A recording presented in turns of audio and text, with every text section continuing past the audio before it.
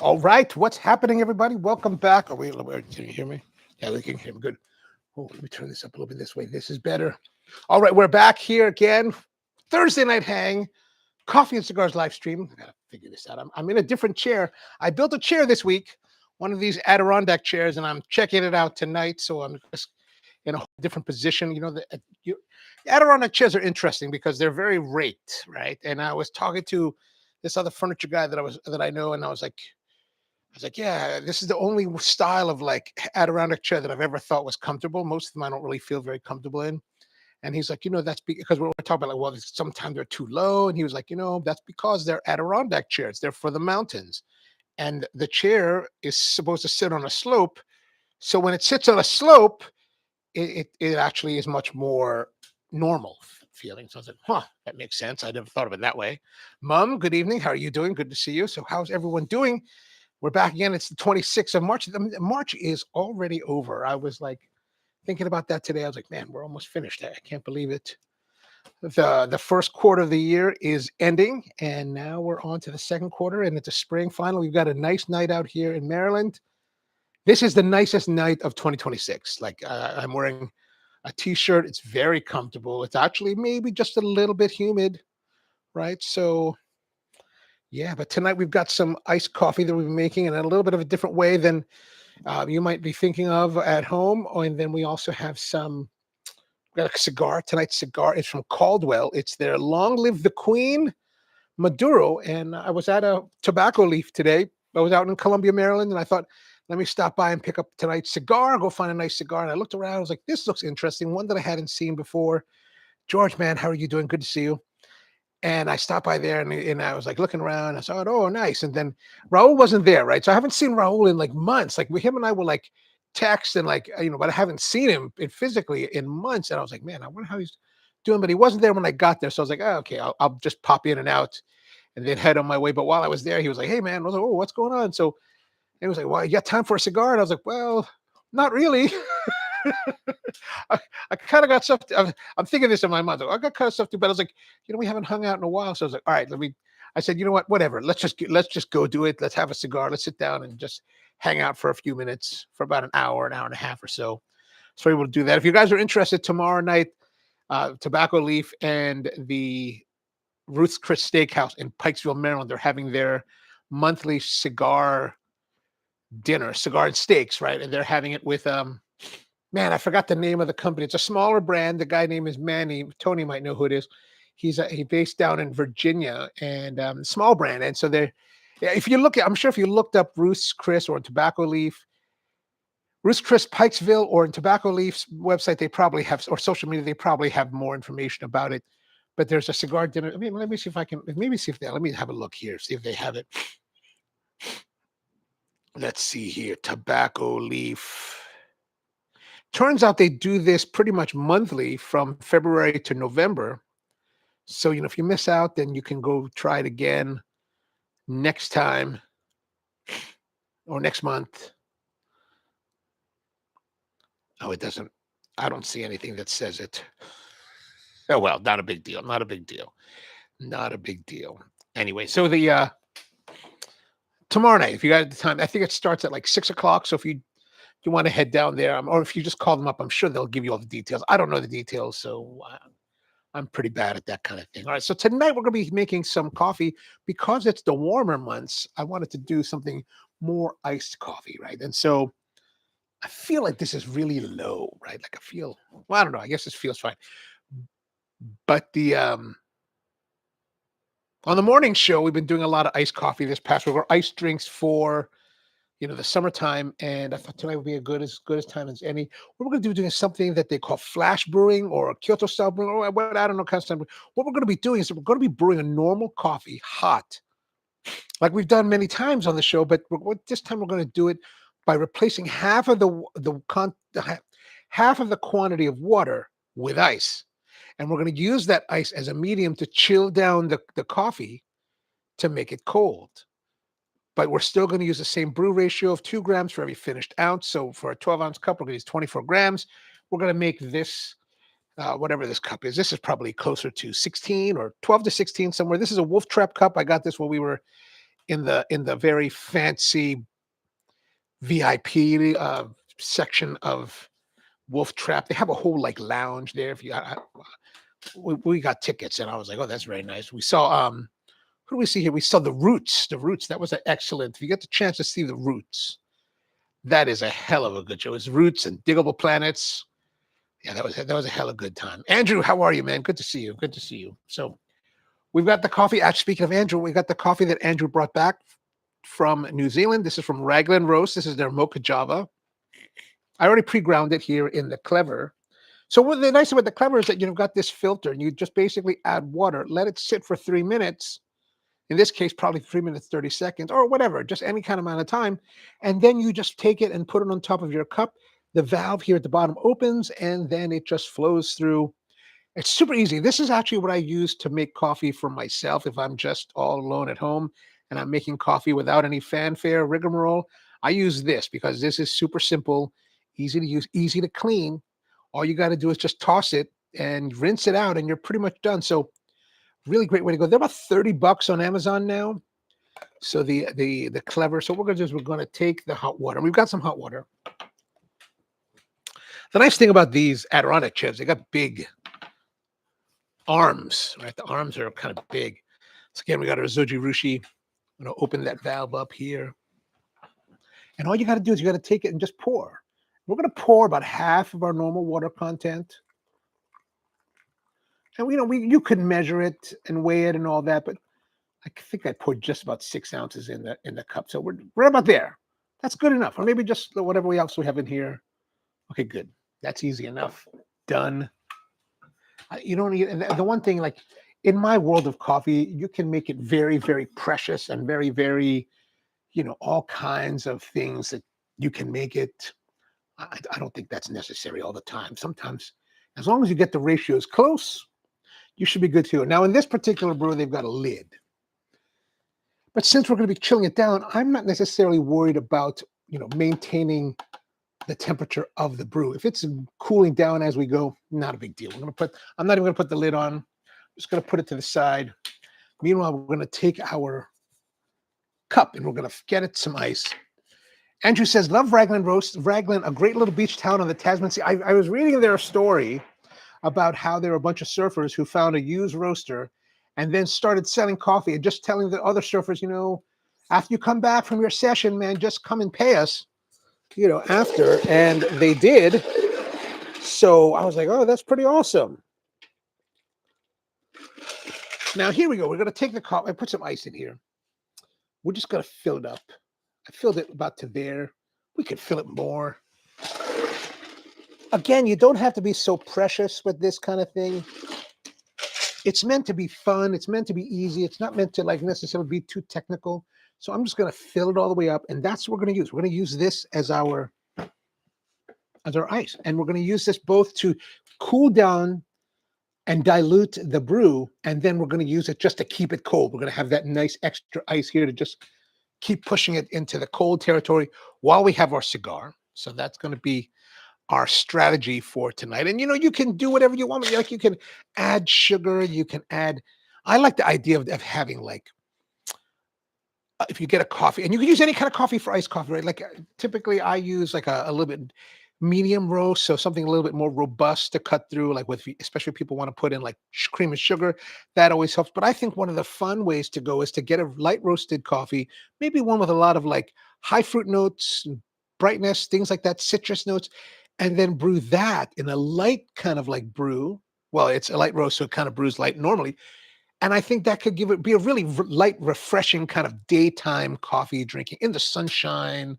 You're out there on your patio, getting a massage or whatever you're getting done, just kind of enjoying yourself. I think that could be a great way to go with that kind of iced coffee. But, whatever you want. Well, that's the nice thing. You can use whatever you want, experiment with as much as you want. And in the case of that one I was saying that has the high notes, maybe even some fresh fruit, some citrus or something like that could be really, really fun.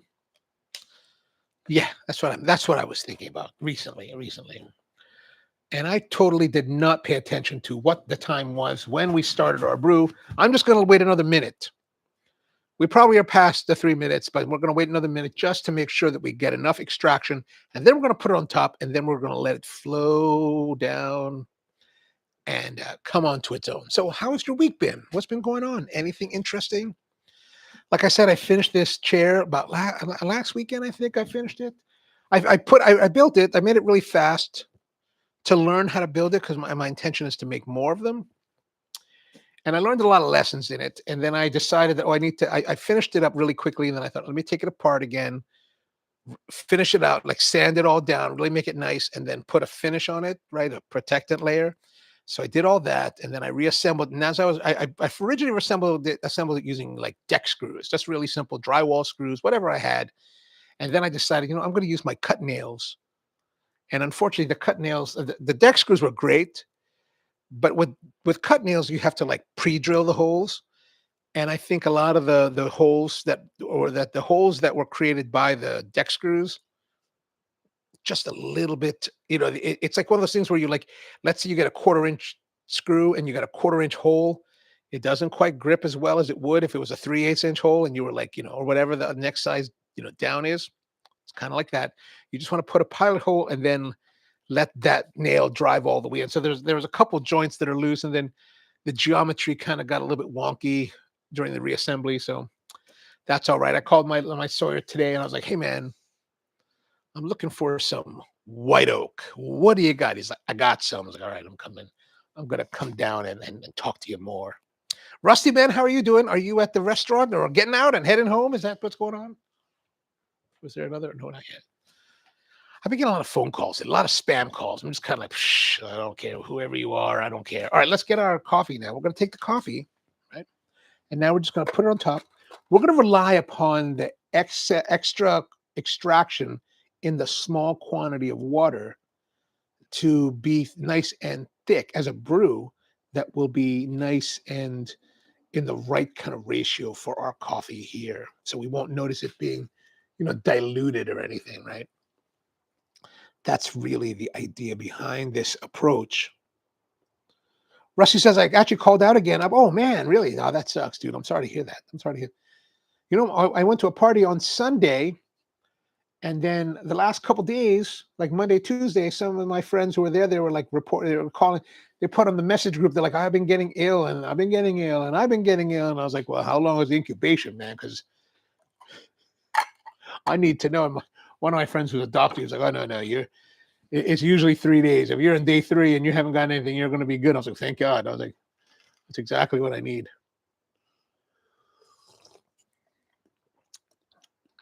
Oh, yeah, that's lovely. Oh, this has a really nice note of caramel.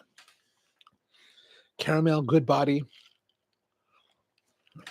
And you can see here, it's actually quite well, that's actually really nice and enjoyable this way. See if I can get that. Look at that. Oop. Yeah, that looks good. That looks good. This is, so like I said, this is a great way to make coffee at home. Iced coffee for yourself. I highly recommend it.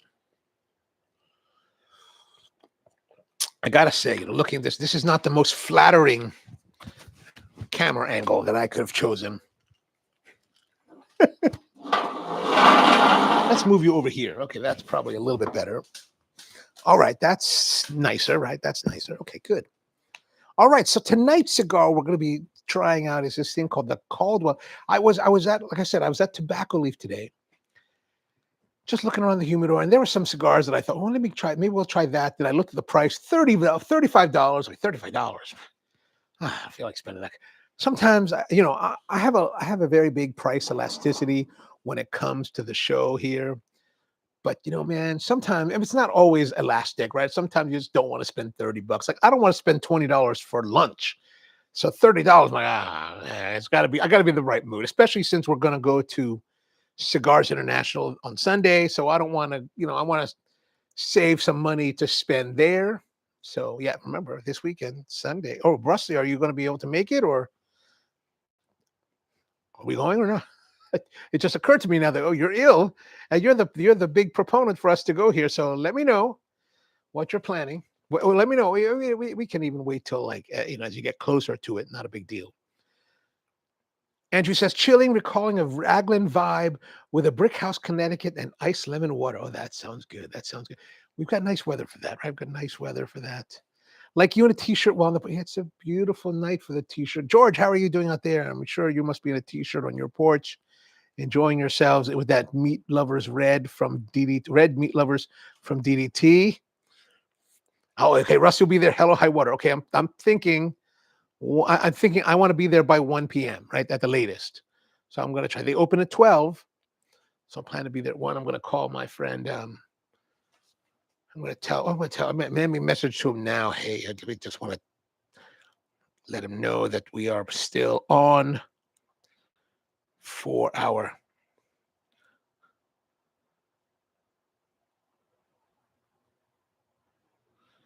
to drop a note.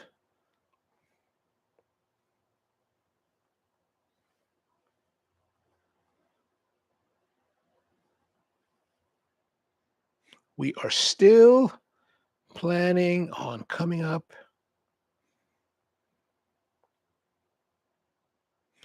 on Sunday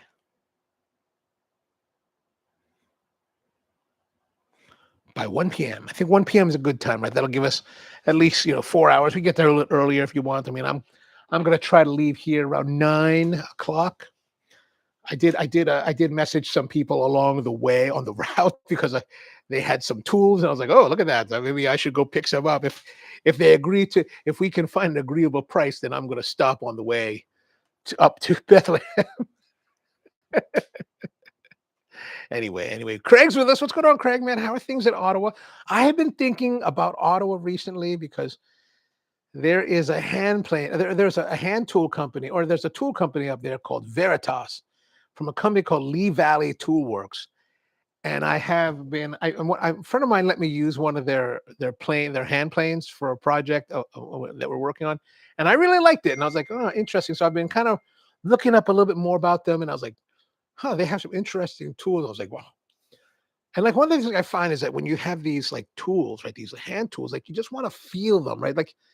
Like this Veritas company, they offer you all these different options, different handles, different sizes, and you're like, well, how do you know? Because I saw one at a tool show a couple of weeks ago, and I picked it up, and I was like, it's the handle was too thick, and I didn't like it. And I was like, I don't like that. And so he was like, so I mean, then I found out that there are multiple sizes that you can try, and I was like, well, I don't know which one that I tried. It was probably the large, but I was like, I feel like I want to go somewhere where I can like try them. So not, I mean, maybe even to come up to Ottawa at some point.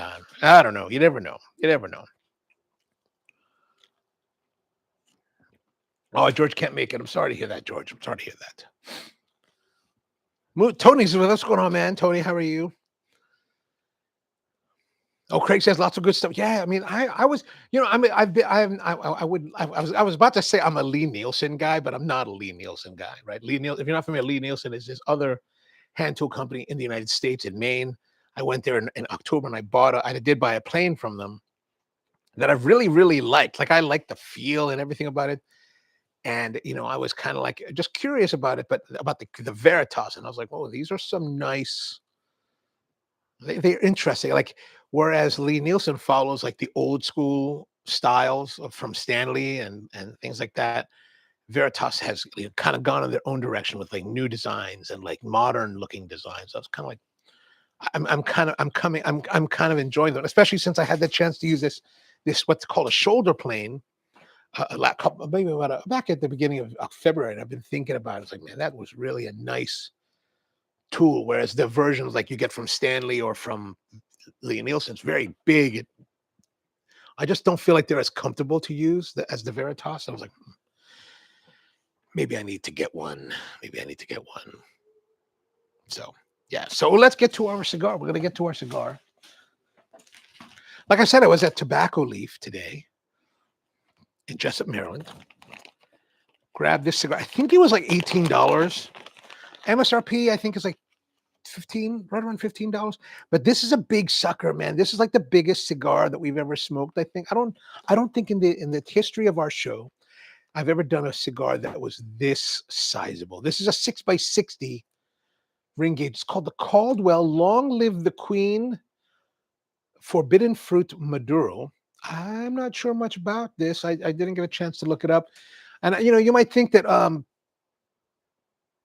live the queen. You're thinking that, oh yeah, yeah, Queen Elizabeth died and all that. But really, if we look closely at the band, that is not Queen Elizabeth. That is to me, what looks like an Ethiopian queen. Like again, I should probably look up let's see what they say. And I picked up two cigars. I did also pick up this Stolen Thrones, Crook of the Crown. Crook of the Crown Robusto. My favorite cigar from them, like historically, like this. And I was like, while I was there, I bought this because I had been smoking these Roma Crafts nonstop. Like if you were to look at my listing of cigars, it's just like Roma Craft, the Coffee and Cigar Show, and then Roma Craft. Like I have been making up for lost time these last couple of weeks. So it's a little bit crazy. So I was thinking, maybe I need to have something different. Not that this is terribly different. Like this is very close in character as well. But I was like, let me have something else so that I can, not be too crazy, right? Rusty says we should have Troy pick out our cigars. No problem, man. No problem. Oh, he just responded back.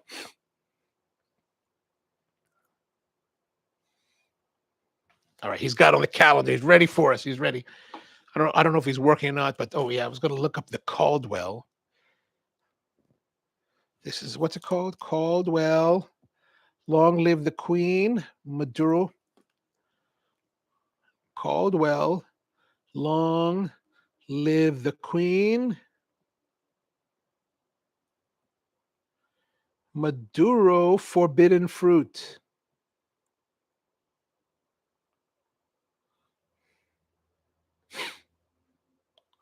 All right, Neptune Cigar. I'm going to look up Neptune Cigars listing. I can't read anymore. That's the problem.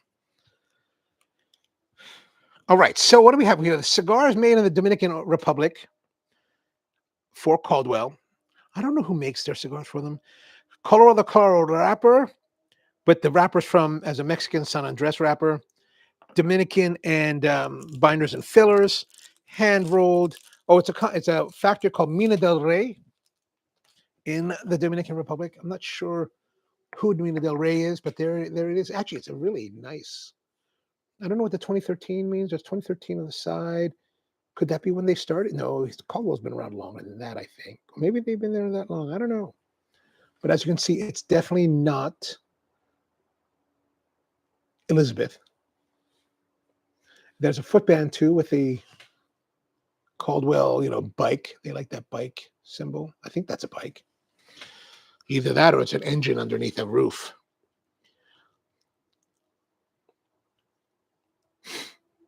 Let's see here. That's it. That's all they say. Okay, let's go to another. Maybe somebody else will.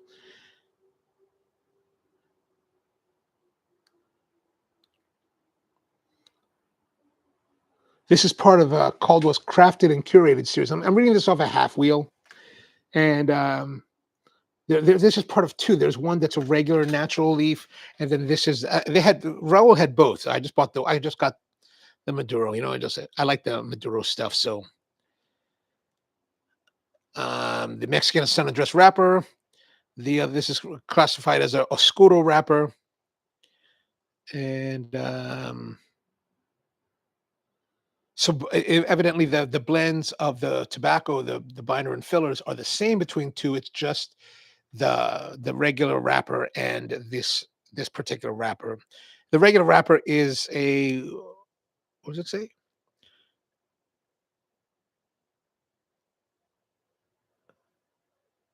Oh, I see. So both of them have Mexican San Andres wrappers. This one is classified as an Oscuro because it's a darker or Maduro, maybe more fermentation.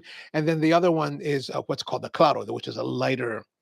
It's a lighter color. Production is limited to 400 boxes of each, and they're made at Mina del Rey.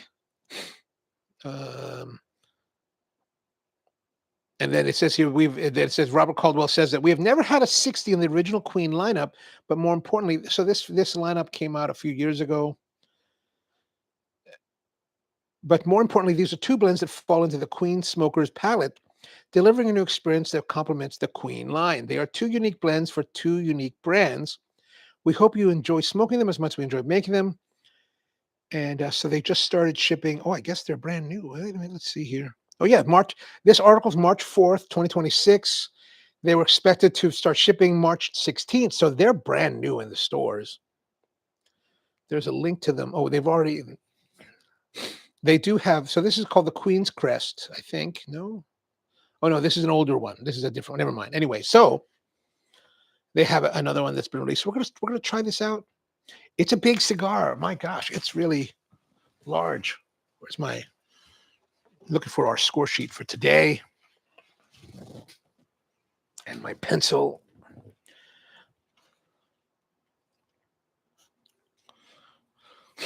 So let's see. Oh, I can't wear that.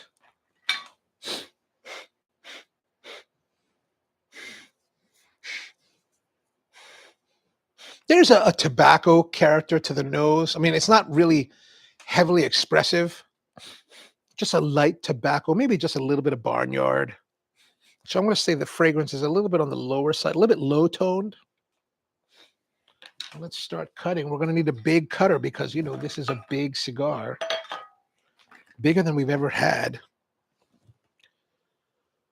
So what's everybody joining there? What smoking there? We want to know. I want to know. I'm going to cut that off here. Whoa. Craig, are you having another aged Cuban?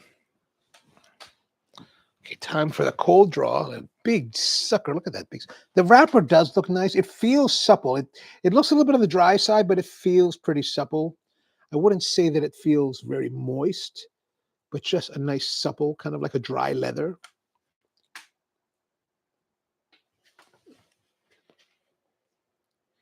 Cold draw has a little bit of spice on the tip of the tongue. Maybe like a paprika, black pepper. What really comes to mind is Old Bay seasoning. Like here in Maryland, we got this Old Bay seasoning. It's got paprika, black salt, celery powder, the onion powder. There's a very strong suggestion of Old Bay or that kind of spice blend. Actually, that's for someone like myself from Maryland, this is kind of interesting.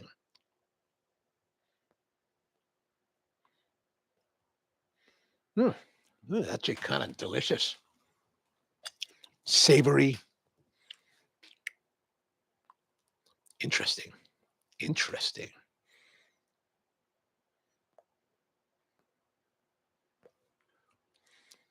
Oh, yeah. All right. So we're going to take off this band. There's a foot band. We're going to take that off.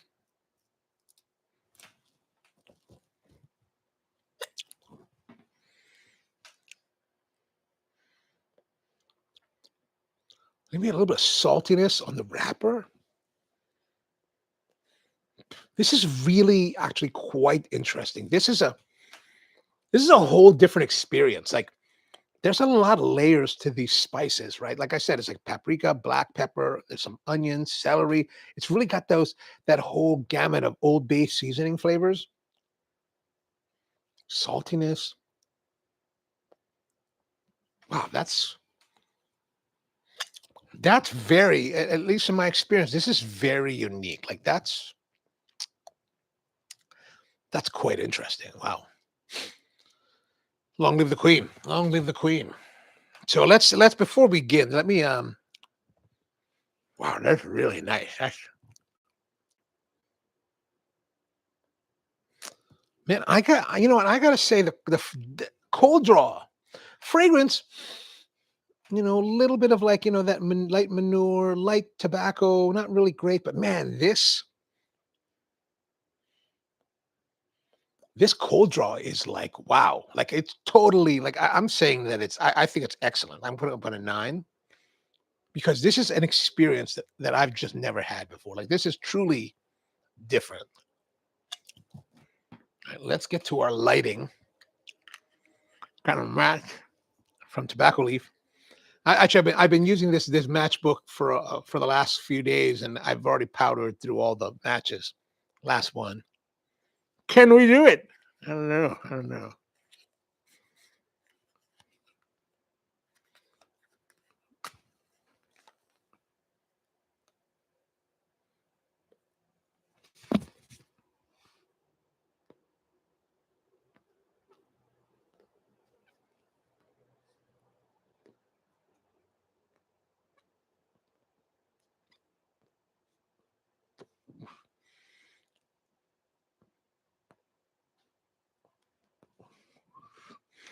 Man, that did not light it. We're still like half of it's unlit. I'm gonna have to go to the long burn matches that Brian gave me. Thank you, Brian. These are nice and thick. Like this is just hardcore kind of matches.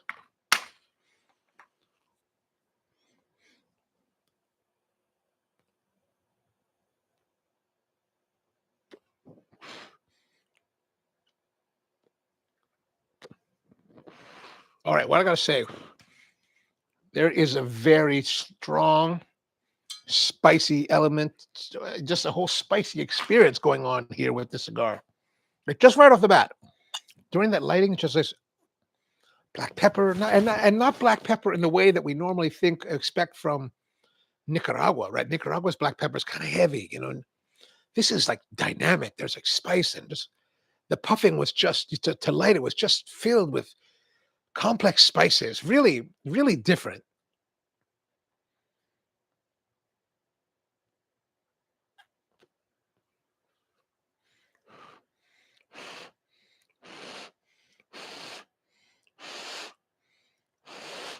I'm having a little bit of trouble right there at the very top, right?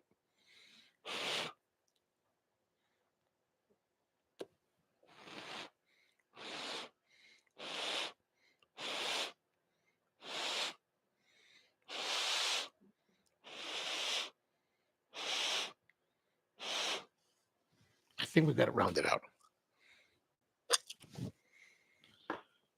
All right, so we're starting with those first few puffs. That last puff, really complex spice. Again, still with that paprika, black pepper, onion, celery.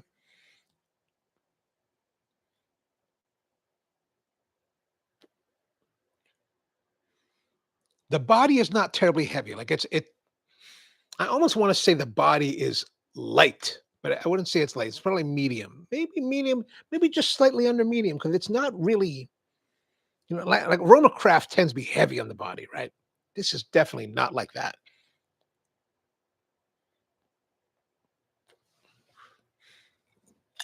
Mom wants to know how is the retro. Let me see if I can get a retro.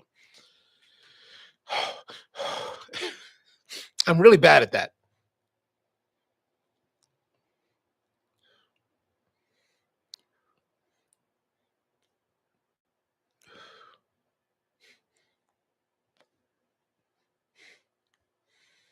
I still can't get it.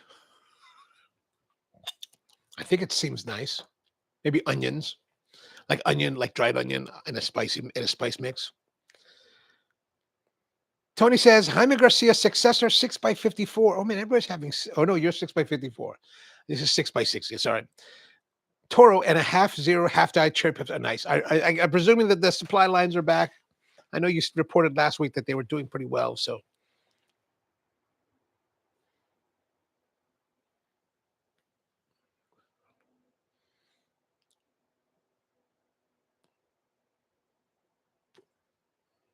this. All right. Here's so when I was puffing on it to light it, this really deep complexity of spices happening.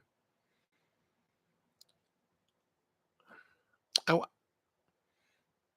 I kind of want to describe it as it's mellowed down, but that would not be an accurate representation of what is happening.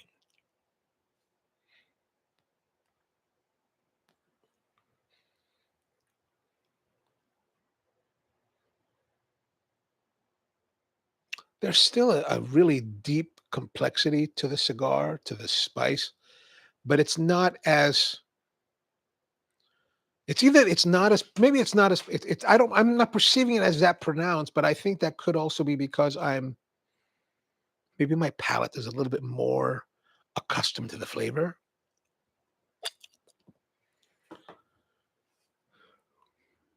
But it's starting off very nicely. Like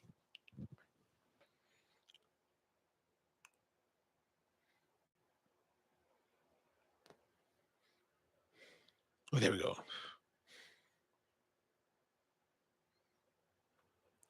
Brian's with us. What's going on, Brian? How are you?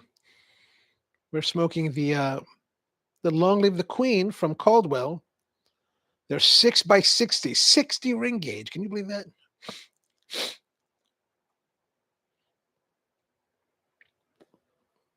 Okay, 60. I wonder, like, in the world of Caldwell, I wonder why. Like, what I want to know, what I'm curious to know is why. I mean, sure, I get the idea that, like there's a lot of cigar smokers out there that feel that a 6x60 gives them more value for their dollar. But amongst people that are very that I would say are aficionados of cigars or educated in cigars, the 6x60, the 60 ring gauge plus is not a very well regarded cigar, generally speaking. Robert Caldwell would know this, and I wonder why he would decide to go to this size. Is it just to capture that extra market share?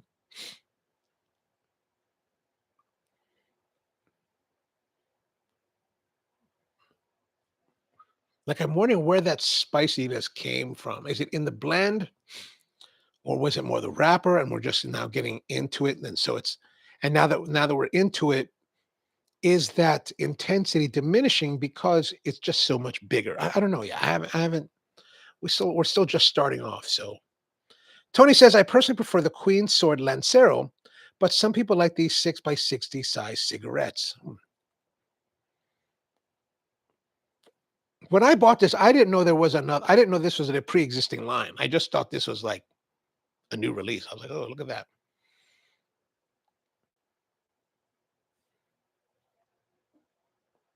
So he's just extending his line to reach more of, I would say, the mainstream cigar smokers, probably. Brian says 60 ring gauge. No, but if you say it's good, I'll try. I mean, the cold draw, wow, superb, superb. A whole like litany of spice, like Old Bay, really great. The initial lighting, really exciting. Now there's that complexity is still there, but I feel that it's diminished, or I feel that it's not at the forefront. And maybe that's the size of the cigar giving way to whatever happens, right? Like, because if we are of the belief that the wrapper is what gives most of the flavor for your cigar, and the Lancero can be one of the more ultimate expressions of a cigar because of the concentration of wrapper to the fillers, then this is on the opposite end, right? Where there's the greater amount of filler to the wrapper. So if all the flavors really come from the wrapper,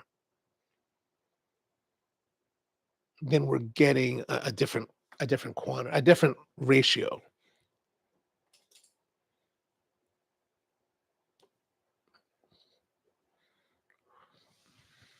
George Shem says that Robert Caldwell himself detests anything large ring gauge cigars. He really doesn't like anything over a 50. Okay.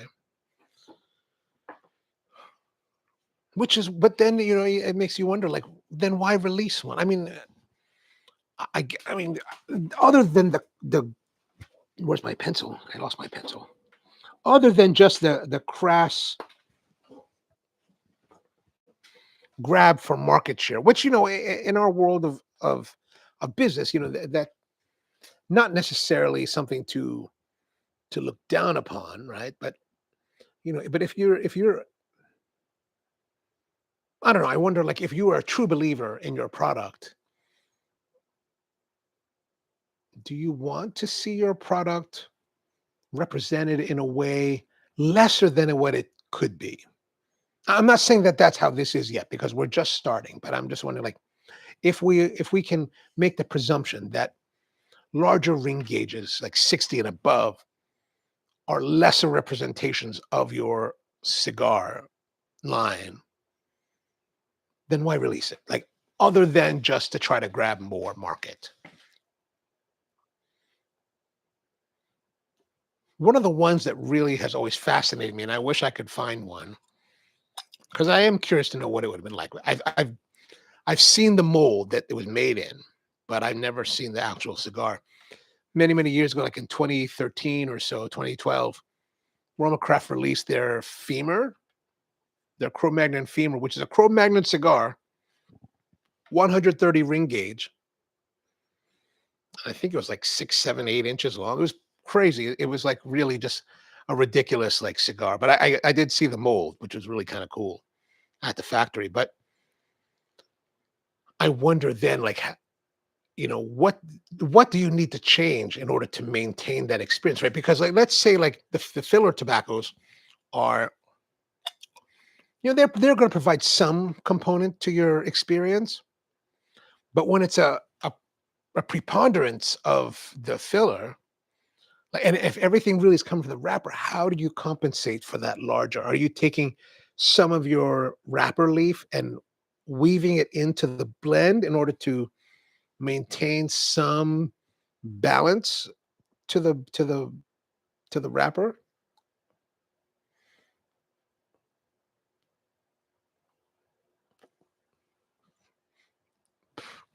Of course, the difficult part is that, if you were to see Robert Caldwell, and then I don't know him personally, and I've seen him in places. I think I met him in passing at times. But you can. How do you ask any maker, like,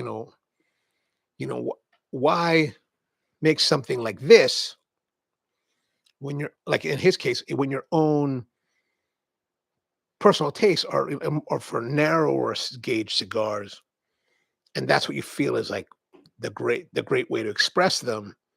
Why go to this expression other than just getting more market? I would be curious to know how would they approach this cigar differently than like a 50 or 48 ring gauge or 52, 54 ring gauge.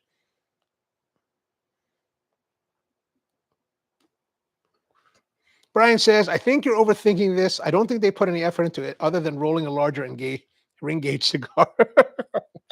I mean, it could very well be. And if it were certain manufacturers, I would be prone to just immediately just go to that default setting. But I think Caldwell, from my understanding, is someone that wants to produce or has been producing high quality cigars, wants to have a nice product and have good industry recognition. So I just wonder, like, is there how much effort do you put into that? Like, for example, like let's say in coffee, for example, when we had the library shop. Okay, so let's say a latte, right? A latte, a typical cafe latte would come in a 12-ounce cup. For Spro, it's a 12-ounce drink, 2 shots of espresso with milk. When we had the library cafe, we also offered 16 and 20-ounce drinks. And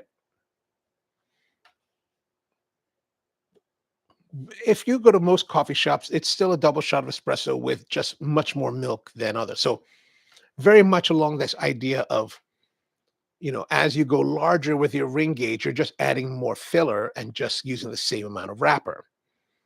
That's how a lot of coffee shops work. But for my mind, I want to try to maintain the integrity of the product. So let's say with our lattes, 16-ounce lattes would have 3 shots of espresso, 20-ounce lattes, 4 shots of espresso, because I wanted to maintain that balance.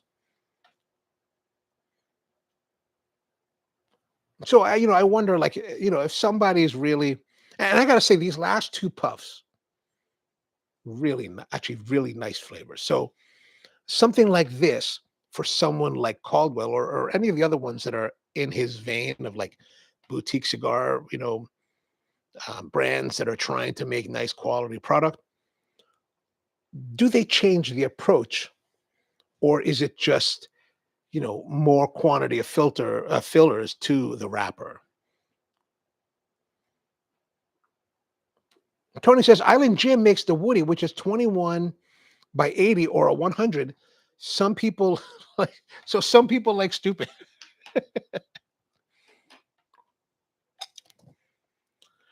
I mean, I would be interested to, at some point in time, maybe try some of these, right? Like, I don't know. I don't,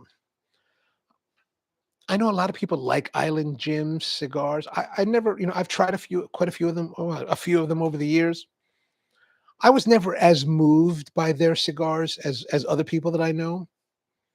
So, the idea of, let's say, like an 80, 100 ring gauge Island Gym. I don't know if I'd be as enthusiastic to try it.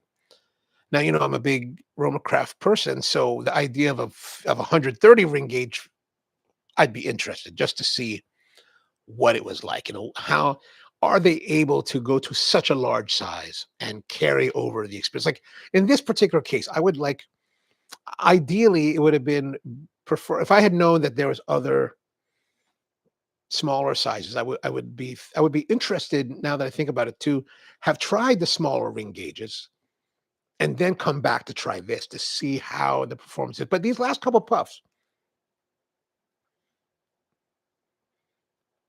actually have a pretty good flavor.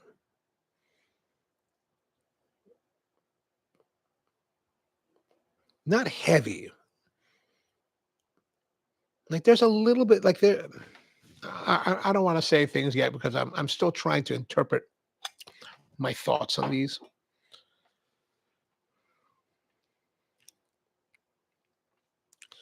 Brian says, I agree if Roma Craft came out with a 6 ring gauge, I would at least try. I think they do have a 60 ring gauge. Tony would know better than I would, but I do believe there is a large one. Even though I would know that going in, I thought it was silly.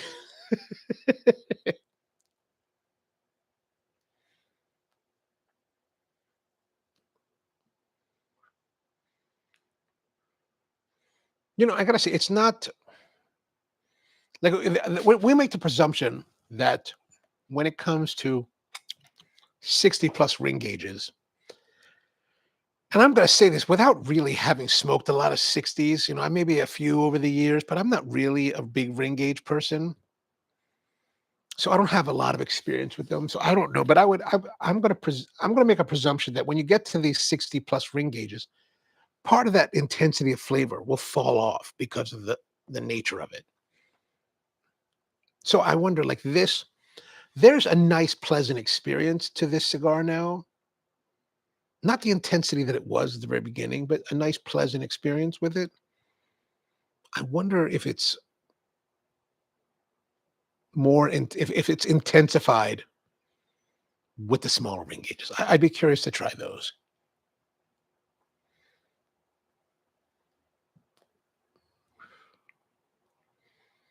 It's not bad, but you kind of get the feeling that last puff. I kind of get the feeling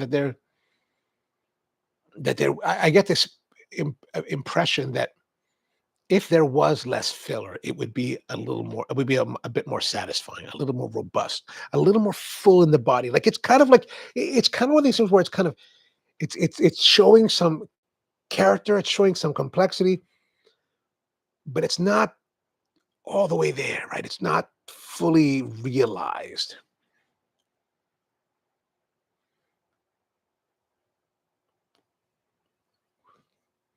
Brian says 54 is a Roma Craft big boy. Oh, 54 is pretty big. You're right. I think they may have had a one-off. They might. I don't. Yeah, I don't know. I don't recall that well. I only, the biggest one that I do recall normally is their trumpet style that they did for the La Compañía de Soberanos.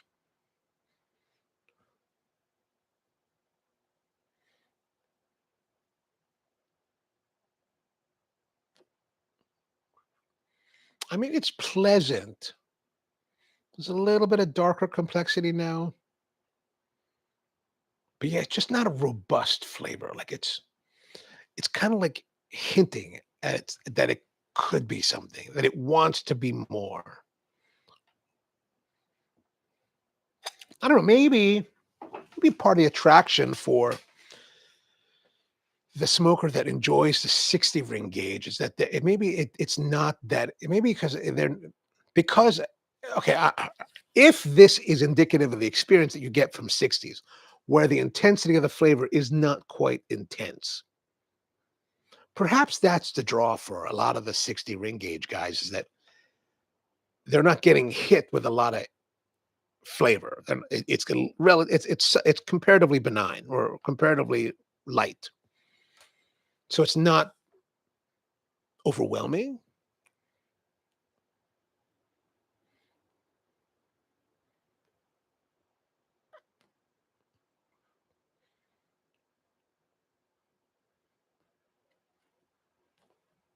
Yeah, even if I puff on it heavier like that, it's not improving the dynamism, the intensity of the flavor.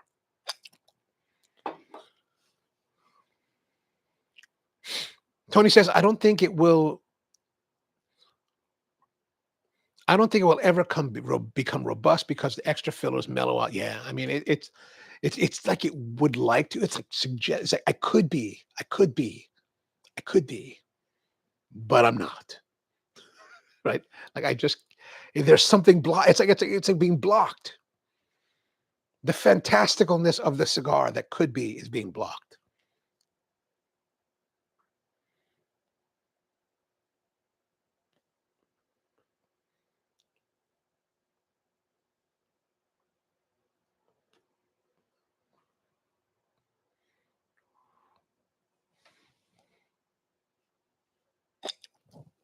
All right, let's see how it is with our cigar, our coffee. I mean, this is a great way to have cold brew. Very simple. And a great time to choose cold brew on our warmest evening of the year so far.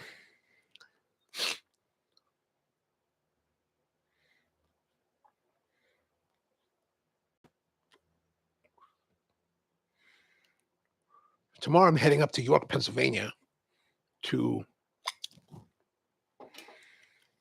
there's a tool auction happening at York, and I was like, oh, I'm gonna go check it out. I went to they do this twice a year, once in March and once in October. And I went to my first one in October, and it was pretty interesting. So I thought I'd go back and check it out for this round. Oh man, this pencil.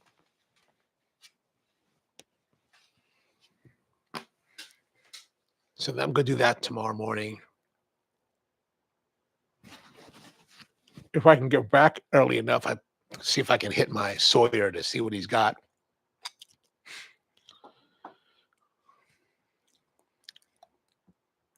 Tony says, I had the same experience. I smoked a 7x70 from one of my customers, and other than just the slightest hint of flavor, it was basically super mild and tasteless. You ever ask your guests, your customers, like what they enjoy about those cigars or these cigars? Like, what is it the attraction? Is it just, I've heard some people express that it's just the fact that they feel like they get more for their dollar because it's bigger.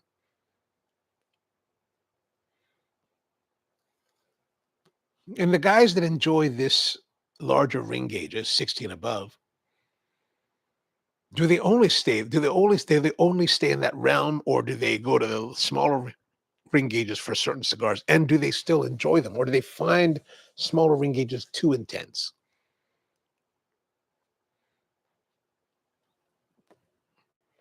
And Tony says, conversely, the same cigar in their Lancero was spectacular. Oh man,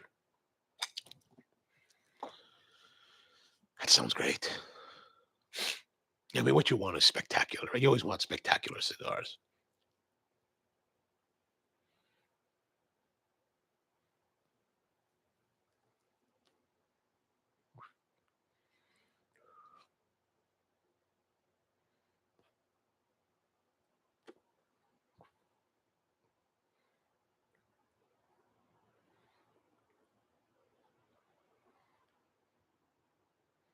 Yeah, it's. I think during the cold draw, a lot of the flavor of the cold draw must have been coming from the wrapper. But now we're really into it. Like we're getting past we're going to be ending the first third, and it's just all right. It's just all right. Now it's just all right.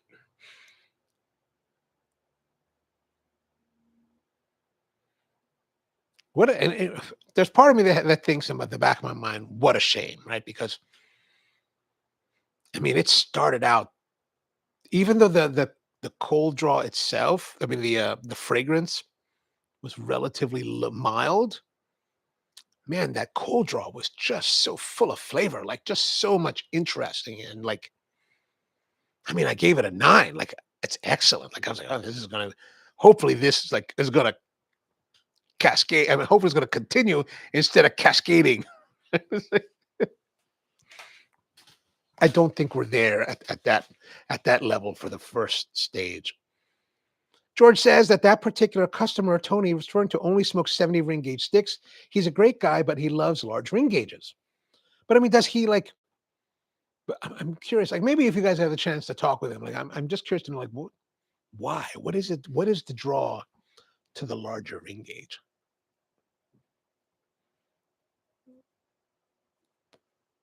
Tony says a lot of guys that smoke big ring gauge cigars because they think it makes them look impressive, and they can smoke one cigar and drink. Ah, okay, okay.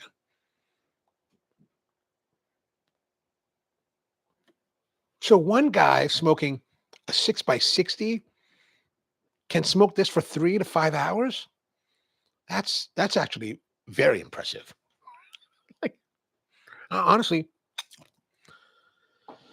a lot of times we'll be sitting here at the 9 o'clock hour, and I'll be sitting here wondering, will I be able to stretch this cigar to 10 o'clock? My thought at the moment is really like, how do I finish this?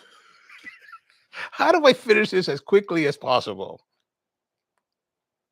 I'm not that I'm not in, not that I'm not necessarily enjoying it, or not that I find it offensive or terrible anyway. It's just it's really it's been very consistent, right? Since it settled in after the light, it's been very consistent. It's just, it's just I feel like it's kind of this is the type of cigar that just is filling your time. Like you're saying, with these guys who come in, they want to be there for a few hours, they want to have one cigar for that few hours. That this is fulfilling that. If we were to look at it from that perspective, this is fulfilling that goal spectacularly. Like it's not a challenging cigar. It's not a dynamic cigar anymore. It's very just continuing on. It's giving what it's giving, and it's giving it very consistently.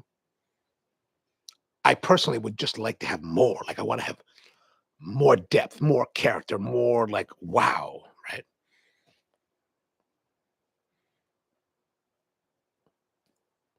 Rusty says, "What's the smallest ring gauge produced for a cigar?" I think the smallest that I've ever seen made or rolled for me was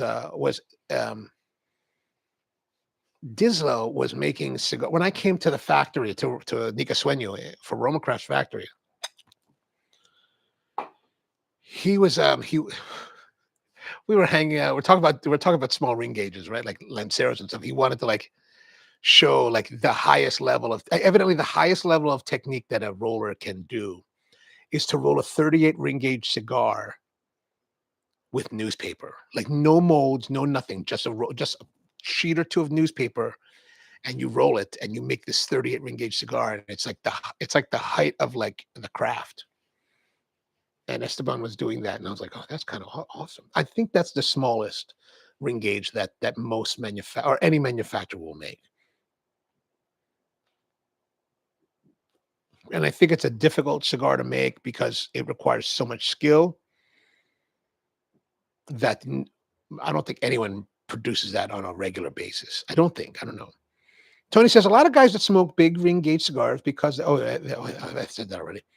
Rusty 30 in the 30 is the tiniest. It's probably the smallest production at the moment. 30. Oh wow. Okay. And maybe that would be the same size of the Panella, maybe 32. Oh.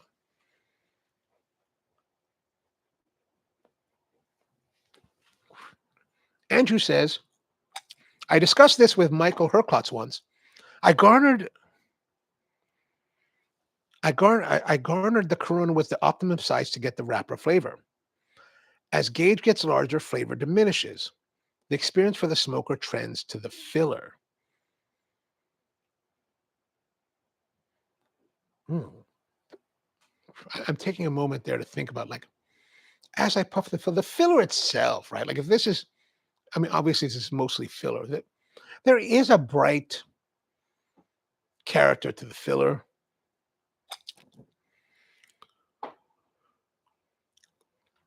It's just not weighty. It's very light and bright. would be the filler. And then there's a little that spice is still coming through from the wrapper, but it's really kind of I guess it's just my personal taste. I would like to have more of that spice that's kind of on the edges, right?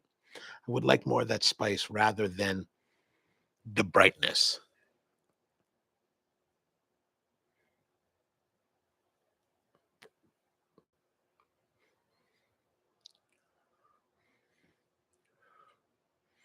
And Brian says, interesting. I think a master blender can pull that off. But I mean, it's also one of those questions of like, I mean, and this is true, like, and I think in any pursuit, like, there's what a blender could be capable of doing versus what a blender is requested to do, right? Like, products are always trying to meet a particular some kind of goals, right? There's some goals, right? Like, let's say, for example, like in my world of coffee, we have this coffee that we call the House Nation. It's a blend of medium roasted coffees.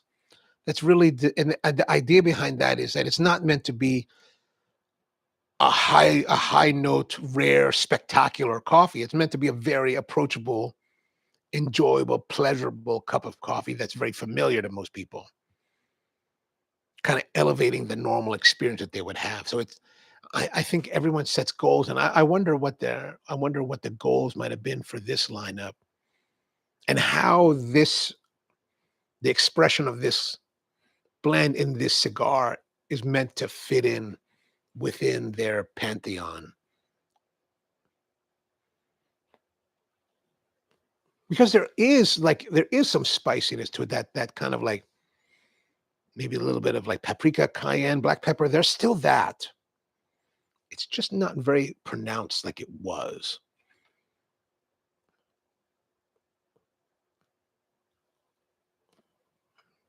Tony says that the 30 ring gauge is what's usually in the tins, and then some people make panatellas that are also 32. Oh, I didn't know that.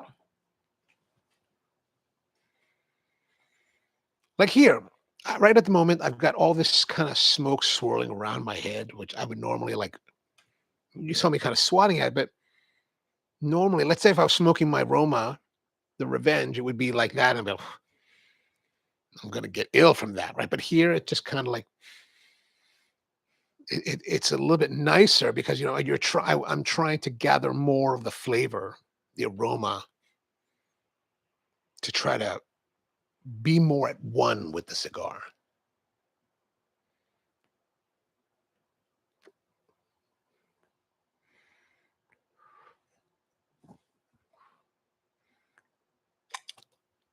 I think we can give a score to the first section now. Let's start off with the body. The body, man, I gotta say it's kind of lower medium to mild. I think it's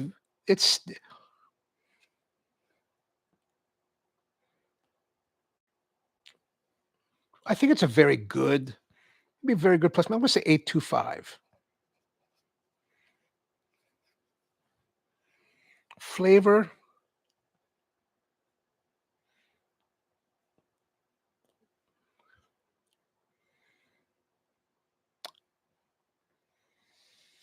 there, like I said, the wrapper is still offering a level of spice to the cigar. It's not just this bright filler. There's still that fringe of interesting, spicy complexity.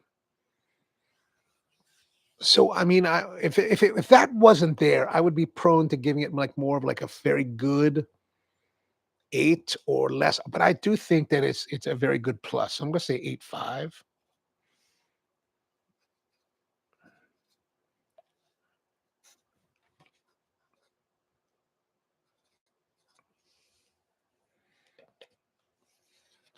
Rick, I think that's really it's that wrapper, that spice in the wrapper that actually is still keeping me interested. Like if it didn't have that, I would be very like I think I'd be very bored. I would be very bored. I'd be like, how do we finish this? It would be a very long hour until 10 o'clock.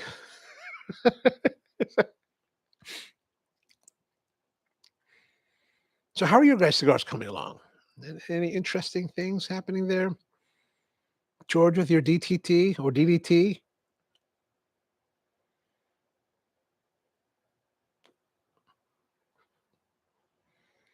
I finally got to start watching that TV series that we talked about a few weeks ago called Drops of God. Drips of God. Drops of God. I finally saw, I've seen so far the first 2 episodes.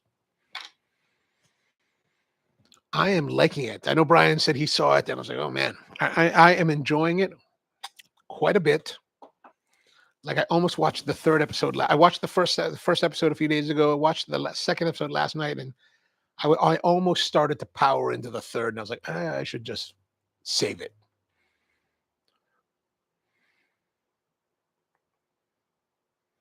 George says the DTT is awesome. Oh, excellent, excellent. Glad to hear it. Glad to hear it.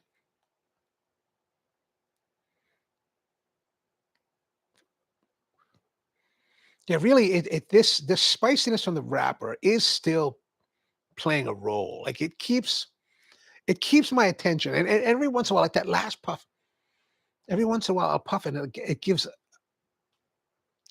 like a burst. Like that last puff was a burst.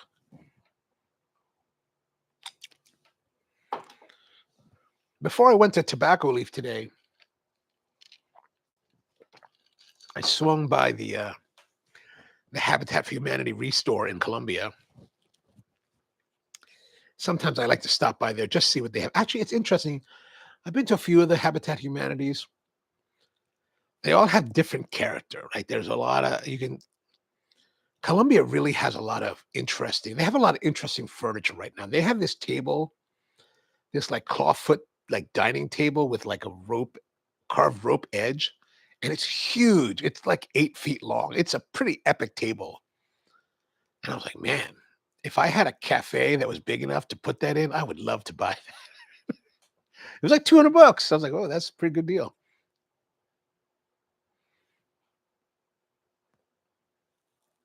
And Tony says, I told you it was worth it.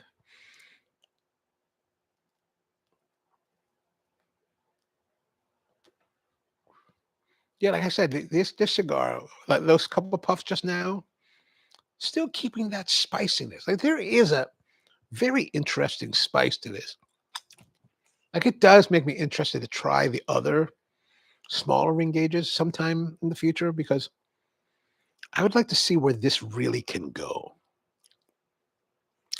Andrew says, bummer Star Trek Academy was canceled for being, well, I know they're very like, the problem with studios, they just have no balls. They got no balls. They got no, and you know what? And Shatner came out the other day or yesterday that was talking about when he was shooting, when they were making the original series, that had they made that then, a black woman kiss a white man. I mean, that's woke as all hell, right? That's very like that's not just woke. That's downright offensive. Blacks and whites living together, and a Japanese dude at the helm with some Russian guy in the middle of the Cold War. Like that's just not right. Downright un-American.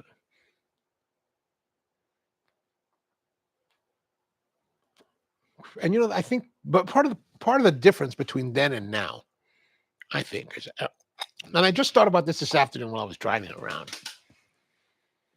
Is that, and Shatner's right. That was very controversial when that came out, and it's so controversial that television stations in the South would refuse to play those episodes. They were like, "No, we're not going to show that because that's disgusting." Right? Whites and blacks kissing, that's not allowed, right? This is Klan country. We can't be showing that kind of stuff. They're going to burn a cross in the front of the station. They're going to yank our broadcast license. But the big difference is that Star Trek, which I don't know, a lot of people don't know this, and I didn't know this till somewhat recently in my life, but Star Trek was originally produced by Desilu Studios, which is Lucille Ball and Desi Arnaz, right? And in the 60s, by the 60s, Lucille Ball was a Hollywood juggernaut. She had tremendous clout, tremendous power in Hollywood. Star Trek was because of her. She pushed for it. She green lighted it, and she backed it. So she forced the networks to go with it and they wouldn't say no to Lucy. So and Star Trek ran for a couple seasons, and back then they had quite a few episodes per season. But it got made because Lucy made it happen.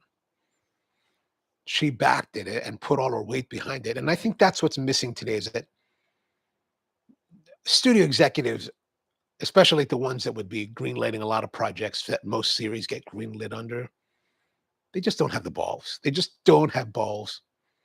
They're concerned more about ratings, market share, not getting fired, right? So they only want, provable successes. And then people are always like, well, we love TNG. And TNG, if you look at the original, and I think I'm not a TNG fan, but if you look at the fandom for TNG, I think it's well agreed upon in their fandom that the pilot, Encounter at Farpoint, which is a 2-part pilot, is wildly hated by the fandom, right? They hate that. They think it's one of the worst episodes ever of TNG. But they love the series, right? They think that it's amazing. Some of them, of course, think it's the best of the Trek series, but it's like, I've never thought, I'm not one of those, but they ran for 7, and we've talked about this already, but like they ran for 7 seasons, 20, 23 episodes a season, 100, what's that? 160 episodes total, 170 episodes.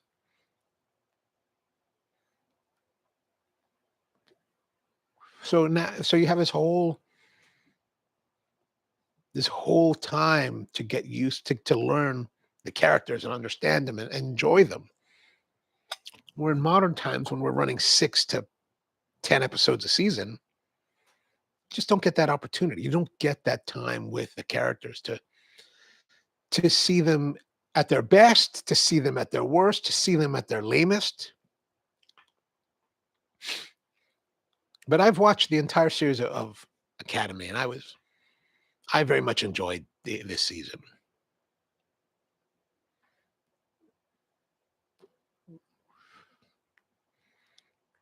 And I do, if anyone's interested in if you like sci-fi, I think it's a worthwhile show to watch. I mean, it's like when Star Trek Picard finished, and we saw Jerry Ryan, 7 of 9, become captain. Like a lot of people were like, "Man, we need to see this 7 of 9 as a captain in a series that people were proposing to call Star Trek Legacy." But nobody's really moving on that. And it's like it's a shame, and I think it's because did they get so much pushback from Michael Burnham in Discovery, being a Black woman who eventually became captain, that the studios are reticent to hear the mockery from this small group of MAGA clanners who hate that kind of thing, because they're worried, we're going to put a woman in the captain's chair. I mean, you saw that with Holly Hunter in her chair. It's like,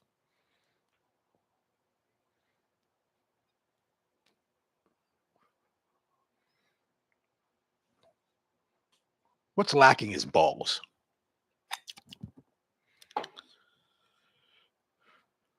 Balls and vision. It's just like, you watch a lot of these studios and they remake old hits, and it's like, why are you remaking old hits? And you've already made that movie. Why are you making it again?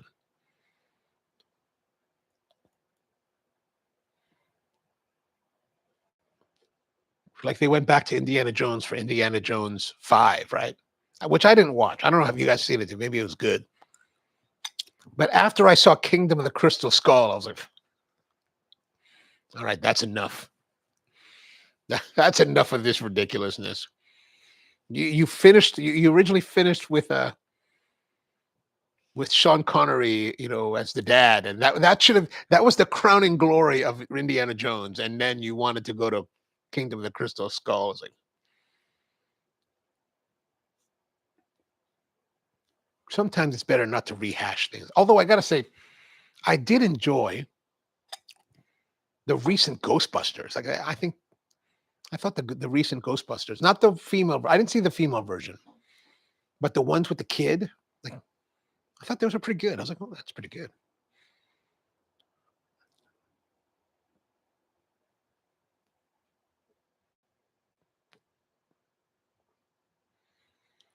Yeah, this cigar, very like you just want more from it. You just want it to be like just to like explode with the flavor that you're tasting. Like it's hinting at this flavor, this spice, this complexity, and just hinting at it. You're just like, give me more, baby. Give me more. Show me the money, right? Show me the money. It just doesn't want to.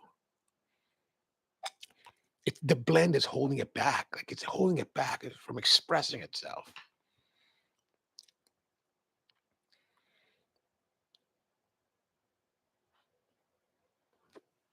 Andrew says that Drops of God is an intelligent, engaging watch. I agree. I agree. So far, I was. If you're not familiar, there's stories about this girl, this woman, whose father's name is Alexandre Leger, is a wine critic, and he's kind of like the Robert Parker in their world.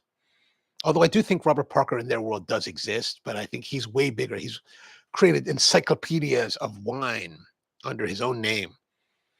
Worldwide renowned expert in wine, and has one of the most formidable wine collections in the world today. Like 87,000 bottles worth like $7 million, 10, $15 million, something like that. His house is worth $7 million. And he dies. Now he's been estranged from his daughter for 20 years. So at when he dies, the daughter is told that, in order for you to, so he's also got a protege, this guy Issei Tomare, I think his name is. Japanese boy. They're both right around probably 30s, mid 30s, young 30s. And he's his protege that he trained. But he trained his daughter too when she was like 8 years old. There's a whole story behind like, why she doesn't drink anymore. And she's got all this kind of reaction to it. But that aside, their inheritance is going to be determined between the two of them. At the beginning of the show, they sit down in front of the lawyer for the will, taste this wine. In 1 month's time, you will return, and whoever identifies the wine correctly will take the inheritance. So it's kind of a competition between the two, but it's really, so far, at least the second episode is also about her trying to reclaim her knowledge of flavors and wine. It's really very interesting. It's a really well done and interesting story. But the boy, Issei, which is interesting because his name is Issei. Issei is actually the Japanese term for first, right? Like when you look at Japanese immigrants to the United States, they're called Issei, Nisei, Sansei. Each Nissan, right? So Issei, Nichi, Nissan, Sansei. So first, second, third generation. And so Issei says, they call him Issei, but he's the eldest. He's the only child. And the grandfather runs this. I don't know what it is yet because I've only seen the second episode, but evidently it's a massive corporation, and they're wildly rich family. And it's funny because the grandfather is the father to his mother. The mother's like CEO. He's like chairman of the board. She's CEO. And the father works at the company, but he's just I think he's just some slacky guy in one of the offices, right?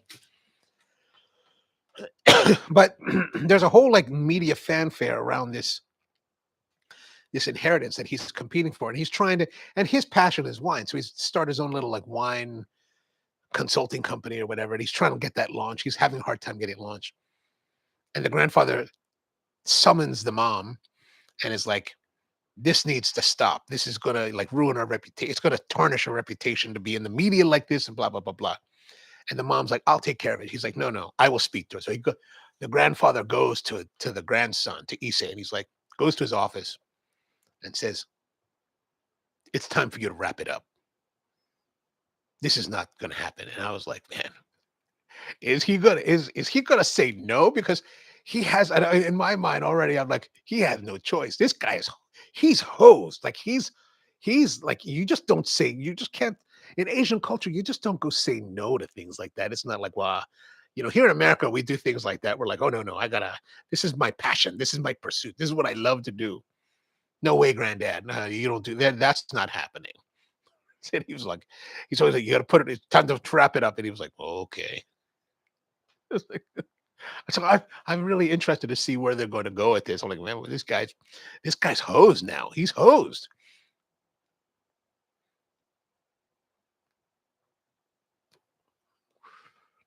George says to keep the earth spinning, I am onto the Olmec from Foundation. Nice, dude.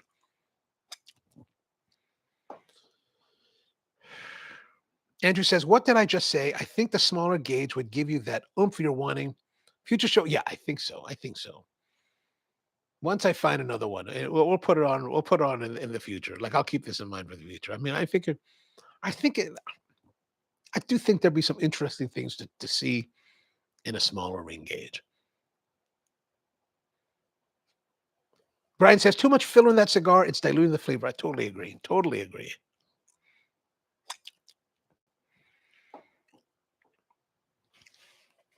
Oh, and George got the cigar from Mount Washington. Nice. Mom says, wait to see what happens. Oh, I'm looking forward to it, man. I'm looking forward to it.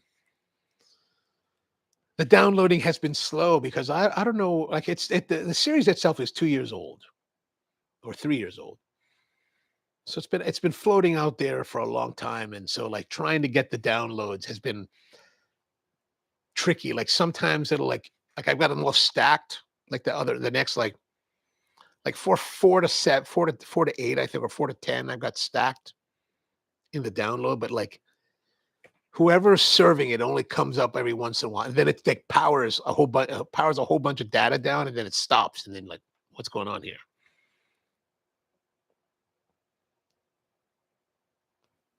But I'm looking forward to seeing more of that show. And then I hear there's a second season already that came out this year, so I'm interested to see.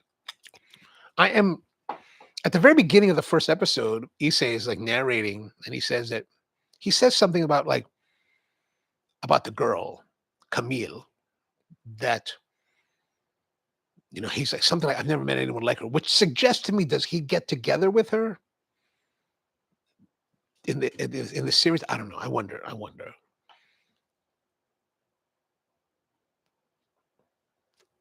But the series is based upon a manga from Japan by the same name, Drops of God. But evidently they changed it. The scenario, I think, in the original book was it was all Japanese like people. Camille was not a character. Like they changed it so that Camille was from France, and a lot of it takes place in France, and she's in the second episode, she's at her father's friend's, his best friend's vineyard. And I think it's just so like, it really, I was watching it last night. I was really thinking, man, I need to get back into tasting more wine. It's like, oh, very interesting.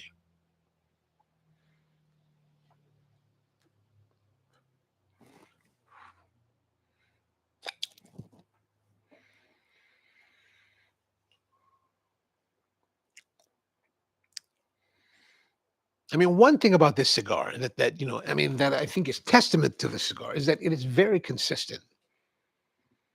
Like it's not changing. I mean, it's not changing. There are moments when it gets this nice spice that really just kind of comes forward, which makes you want it more. But the experience itself is very consistent. Not static, but very consistent.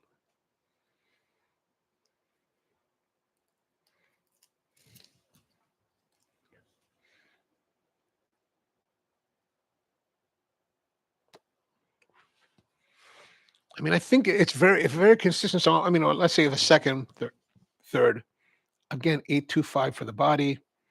And I'm still going to say 8.5 for the flavor.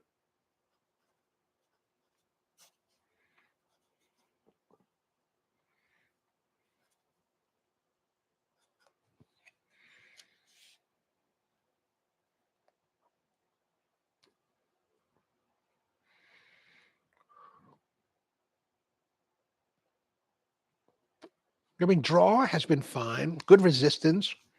Smoke production has been good. It's the resistive draw.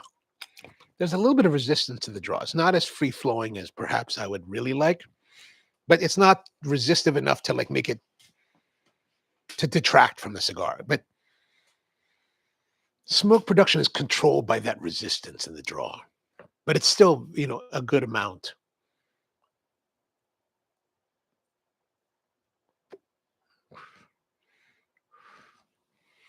Tony says maybe we'll make smoke a long live. We could, but if we're, I think though, I didn't get the truck fixed this week, so we're going to be taking the Subaru. So there will be no smoking in my father's Subaru, unfortunately.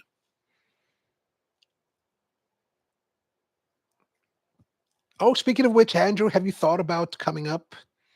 You and George, we'd love to have you. Love to have you guys come up.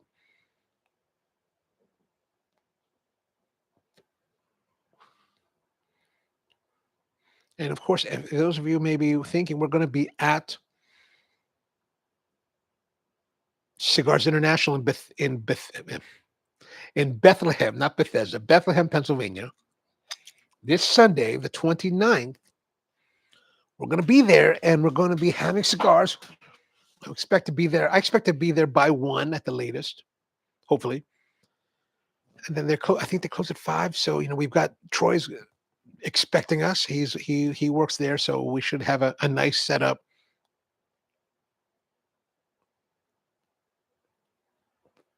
Or at least we should be accommodated, right? That's the most that I would want to ask for as an accommodation.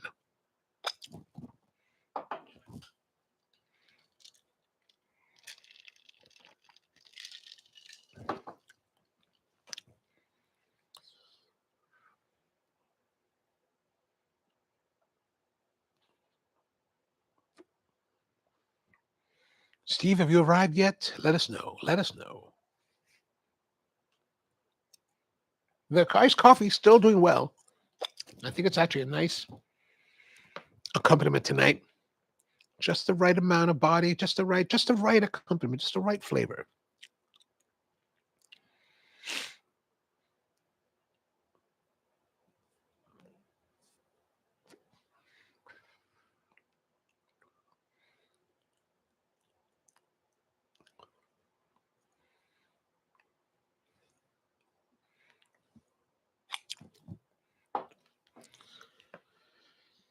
Anything else happening?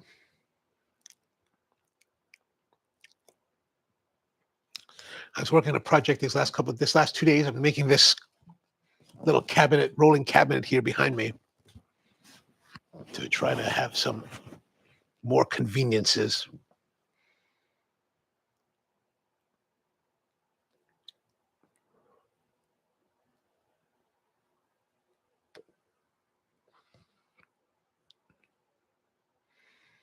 Andrew says, I love the Mustang, but a 2 to 4 hour drive. Sorry, if cool enough, it'll be guys. Gotcha. Well, like I said, if you want to come up and join us, come meet me up here, and then I'll drive the rest of the way. Brian says, I'm going Sunday unless Marie has other plans. All right, very good, very good. Just let her know that, no plans. No plans.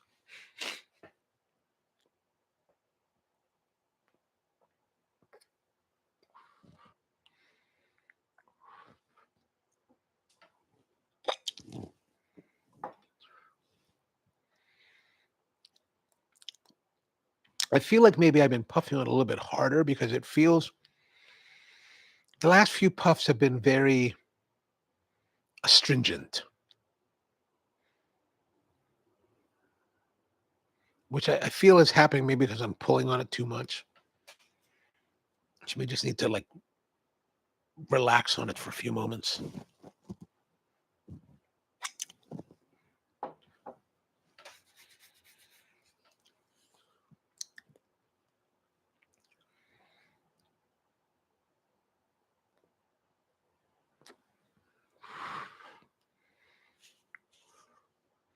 I just realized that I just realized this week that I was like, oh, my driver's license is going to expire at the end of the month. I was like, oh, I need to renew it.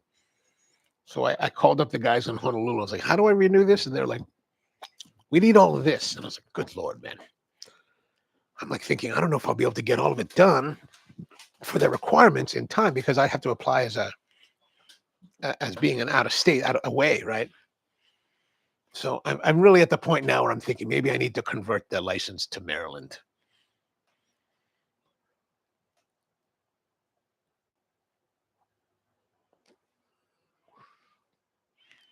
Brian says, what time do you be at the house? Oh, we probably need to leave around 9. Oh, well, let's communicate, by Saturday, and we'll figure it out. I honestly haven't thought too much about it's about 3. So from my house, I think it's like 3 hours. So we'll go pick up Tony and then go and head up. So yeah, we really should leave by 9. We should really leave around 9.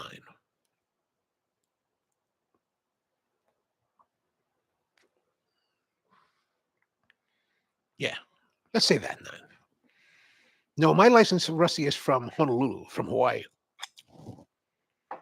I have renewed it every renewal period for the last 30 years. My last renewal was in 2019.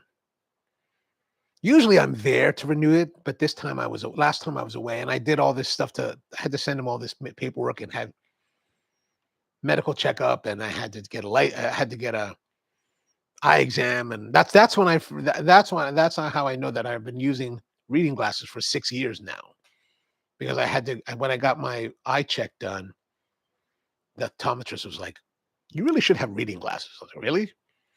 And then I remember I got these pair of glasses, not this pair right now, but I remember I got the pair and I put them on, and I had the iPhone 10 at the time, right, which had the Retina screen.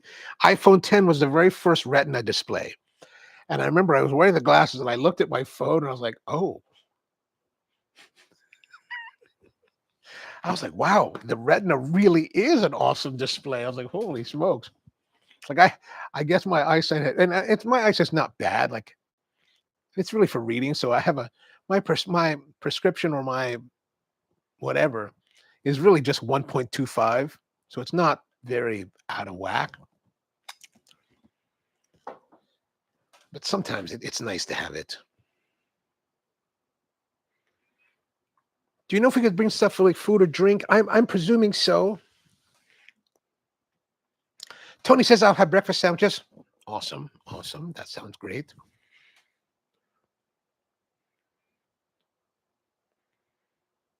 That 1.25 makes it look like high def. Oh, high def. I was like, high def. I was like, yeah, high def. Yeah, it really, I was really, really shocked. Like, I was like, whoa. It's like, this is amazing. I was like, that's impressive. I was like, it really did make a difference. Tony on the road says, how are you, man? Good, man. How are you doing? Welcome to the show, man. Good to see you. Oh, my light is dying.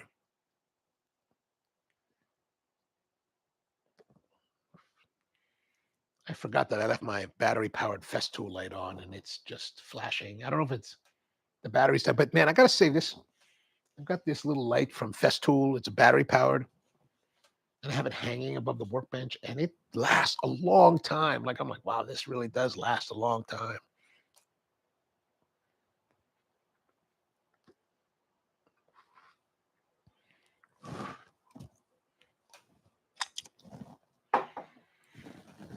Yeah, Tony on the road. If you're having a cigar, let us know. We like to know if you're smoking a cigar. Let us know what you're having so we can and how you like it. That's what's important. And how are you enjoying it?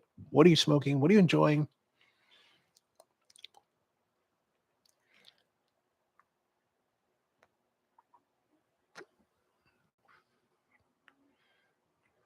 Yeah, there's definitely. I mentioned just a few moments ago that there's a astringent. Maybe it's and now that astringency is maybe because I slowed down on the smoking of it, but right now, those last couple puffs, that brightness of the fillers is really the dominant flavor. Like it's overcoming whatever spiciness from the wrapper might have been. Tony the Road says, I found your channel looking up the Don Juan Q. Oh, nice. Well, welcome, man. Welcome. We do this every Thursday night, 8 p.m. Eastern time, till about 10, about 2 hours. We try a different cigar every week, different coffee somehow. I'm smoking the Don Juan Q Churchill. Nice. How are these? I'm not familiar with the Don Juan Q. Is it good? Maybe I had it. If I had it, I totally hate to say that I no longer recall. The older you get, the more you forget. It's really terrible. It's really a terrible thing. But am I right to presume that since you're 717, you're from the York, PA area? Is that correct?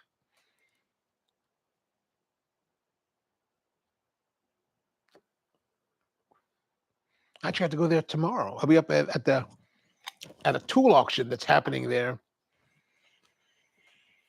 And tomorrow's live stream, like for mom, those of you watching the live stream in the morning, the on the main channel, we're going to be on the road again, doing another road for donuts, hunting down donuts.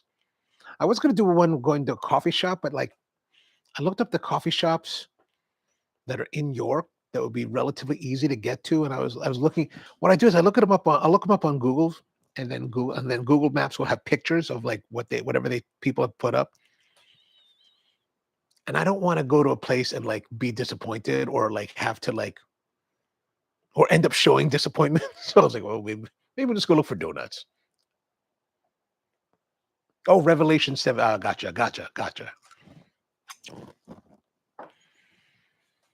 Yeah, and actually today, like I said, I was at the I mentioned earlier, but I didn't say why I mentioned, but I went to the restore, and as I'm digging around the restore, I found this bow, like for a bow and arrow, but it's just a regular bow. Actually, it's a junior bow, so it's meant for kids, but it's like this bow by a company called Barnett.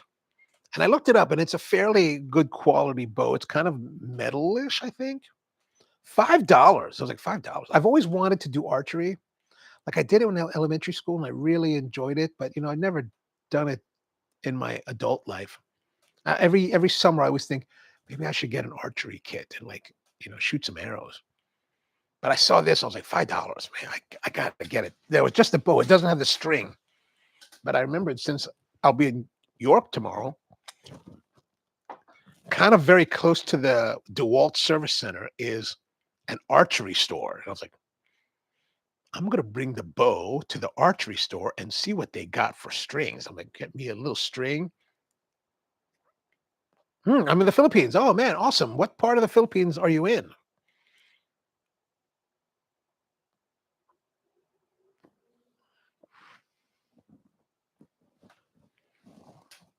When I'm in the Philippines, I will go, I'll go to Manila. My family's from Luzon, so I usually go to Manila. And I've got a whole group of friends that smoke cigars in Manila now. So it's like, especially over the last like 10, 12 years that I've been going there. But yeah, if you're a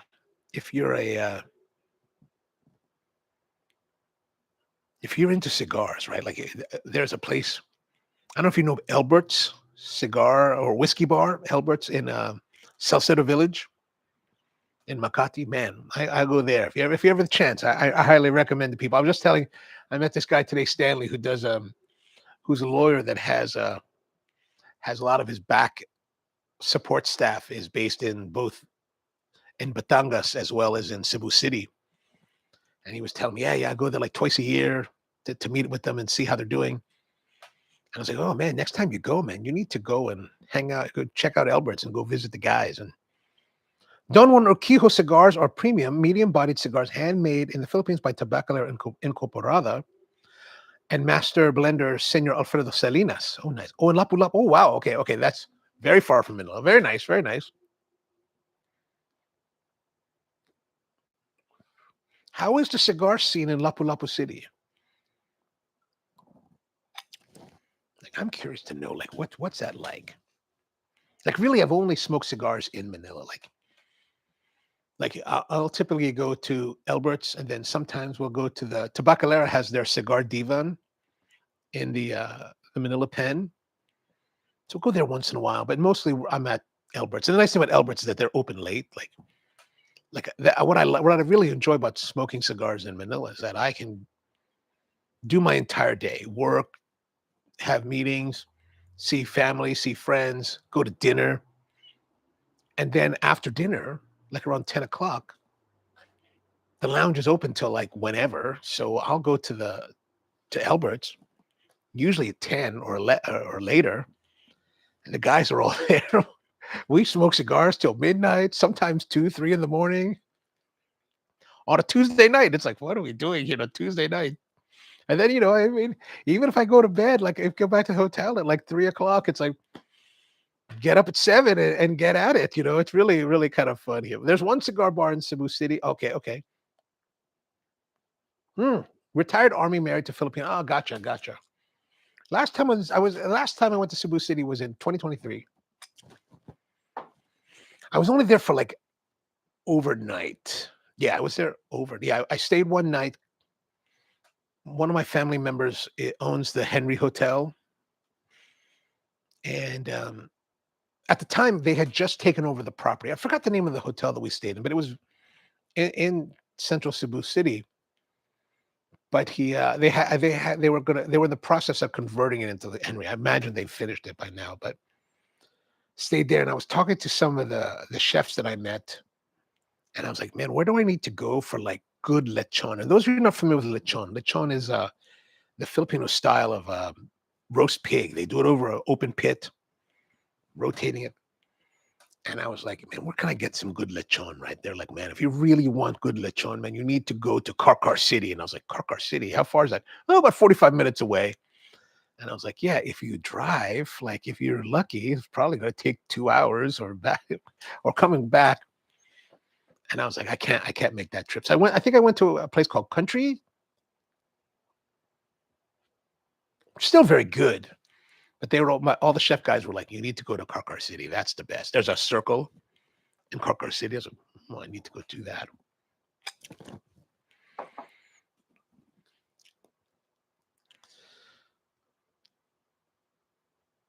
Tony says that I still remember the Connecticut wrapped Flor de Isabella from the mid-90s. They were amazing. Yeah, they make some wonderful, wonderful cigars. I used to know a guy, Juan Ongpin, who ran Tabacalera in the like the last like 20 years. He recently left the company to do other things, but I remember we would go to. And one year I was there, and I called him up and said, "Yo, Juan, I'm in town, man." He's like, "Oh, come down to the office." So we went down to his offices. They're also in Makati, and like they have a nice like corporate office with like very Spanish style. Like if you imagine, like if you took if you took the architecture of their factory in Isabela and you put it in like a office building, that's pretty much what it was like. So we smoked some cigars. It was a good time. He's a good guy. Good guy. Hope he's doing well. Tony says that I can order online and get cigars from Manila, or I can get local cigars from the mall or Lazada. Oh, nice.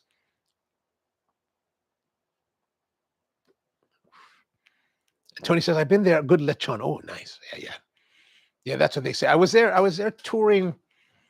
I'm in the coffee business. That's what I do for a living. So I wanted to visit some coffee spots while I was in Cebu. I was actually originally I have a friend that owns a cigar coffee company in Bacolod, and so I went to Dumaguete, and then I went to Bacolod, and then I was like, well, I should go.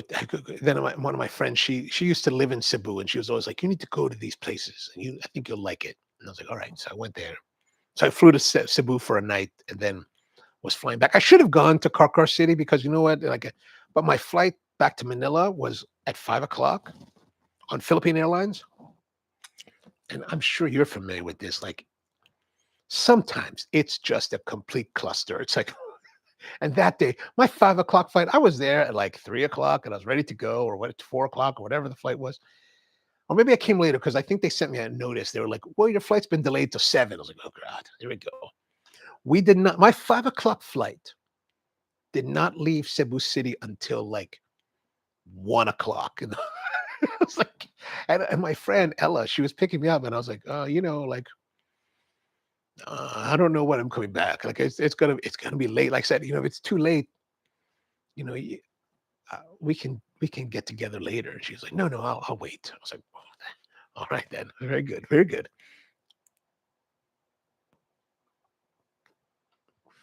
Rusty says that my drugs are kicking in, so I'm tapping. Oh man, good to see you, man. Good to see you. See you Sunday. See you Sunday for sure. Mom, are you going to be able to join us on Sunday? If so, we'd love to see you, man. We'd love to see you. I think it'll be a nice time. All right, excellent. Glad to hear it. Glad to hear it, man. Glad to hear it.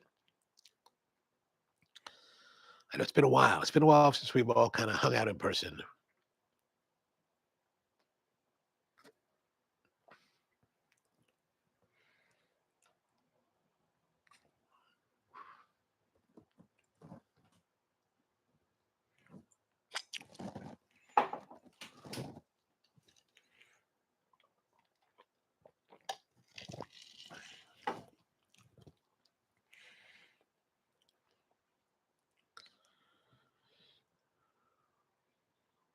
Oh yeah, Don Juan Q. You do mean Don Juan or Q? Yeah, yeah, yeah. Okay, sorry. It takes me a while to get to that point. I do have some.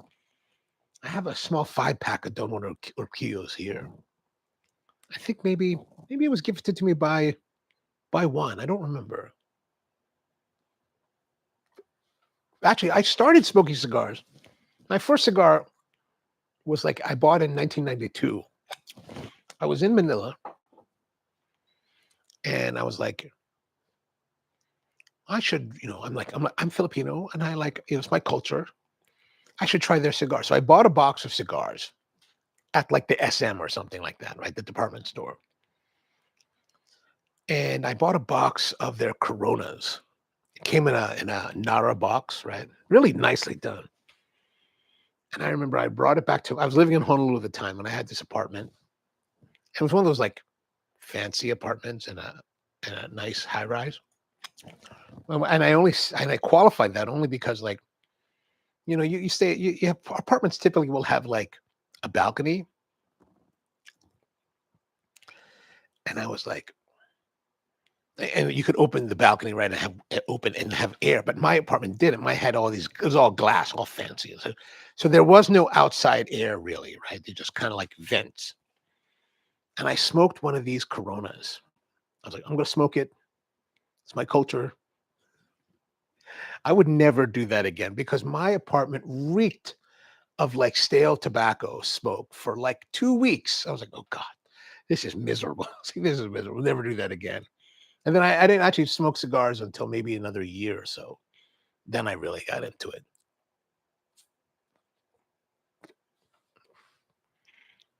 Besides mom, are you all? I believe so. I believe so. Yeah, Tony, I say that you want to visit when you do go to Manila, Elbert's, Elbert apostrophe S, Elbert's whiskey. It's a steakhouse. So they're in this building, this kind of like 3-story building, office building in Salcedo Village in Makati, and they're closed on Sundays. So the steakhouse is on the 3rd floor, and it's actually very good. The steakhouse, like for many many years, I always thought steaks in Manila were terrible. But Elbert, who owns the place, Elbert Cuenca, he's really into food. Like he really does great work as a restaurateur. So he's like very specific about his everything. So that's really a good like American style steakhouse, like American quality steak. So but on the 2nd floor they have their whiskey bar, which is the cigar lounge. And man, we just go there all the time. And then the nice thing is that when you're at the whiskey bar, you can tell the girls, like I'll tell Bianca, sometimes when you're hungry, like, can I get a steak? Or can I get like they'll do like a topsy log from steak. So that's like, oh man, so good. And there's a beauty in having your steak and a cigar. Fantastic. And then there's a whole selection of like wine, of whiskeys. I actually have a bottle of rum still there.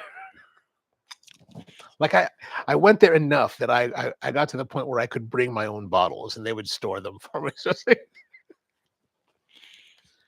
it's good times, good times. I really like it there. Like the guys there are a little bit older, so more of our age, right? So not whereas like there's a place called I think it's Discovery Bay.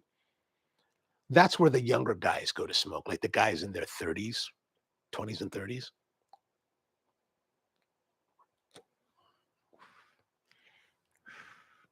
But I think that's really a good place to go. The best Filipino cigar is the DJU of the Don Juan Urquijo. Yes.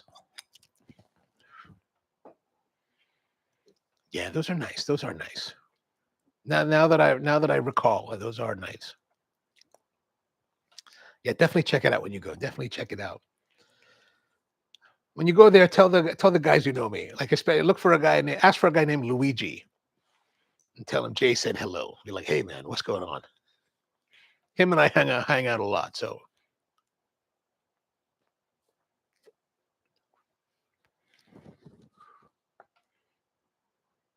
how are you? So you're retired from the military. How are you enjoying life in the Philippines? You find it to be pleasant, enjoyable, difficult?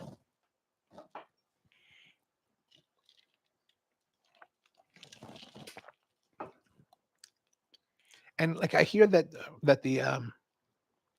the Philippines is now under energy crisis with the whole thing about the Strait of Hormuz stuff. Is it how is that affecting things there now? And Tony says that it's the Don Juan Accused are always smooth and excellent control. Yeah, it's nice.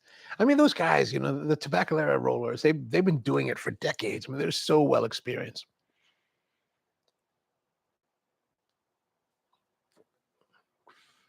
It's so interesting because like and I don't know if I never really looked more into this, but like Philippine cigars in general, just generally speaking, smooth smoking experiences. And I would imagine it's because of the tobaccos they have available to them. They're just not. They don't have the boldness. Like here in America, right? We've got a lot of Nicaraguan cigars. Nicaraguan cigars tend to be very bold, very a lot of pepper, generally speaking. Very different, heavier. I feel that the Philippine cigars tend to follow more of that traditional Spanish Cuban style. They're a little bit milder, smoother, good complexity. Like the Nicaraguans, I would say maybe a little more brash versus elegant. I just got a shipment of Russian oil. Okay, hope that helps. Good, good, good. I love it simple and more fun. I like how you say that. I like how you say that. And for those who may not be familiar, I say that because the Philippine Board of Tourism for many, many years in promoting the Philippines would use the slogan, "It's more fun in the Philippines." I was like, oh, that's funny. That's good.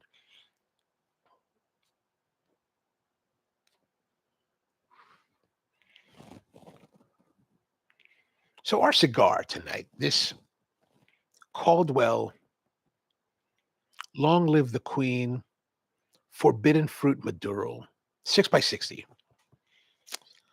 It's very consistent. It's still that the filler's got this nice high brightness to it. The wrapper still has that spice. It's very consistent. It's been this way throughout majority of the cigar. But I do think that the 60 ring gauge does like I want more. Like I want to have more impact, more oomph, right? It's still very good, but I feel myself wanting.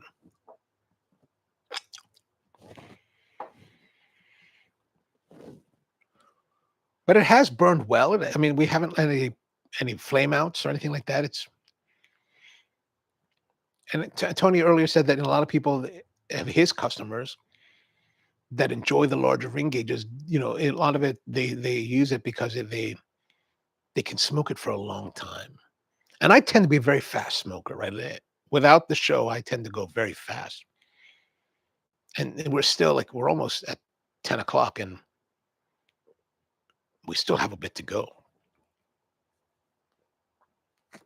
So I could totally see how some smokers could run this cigar for a good 2+ hours at least.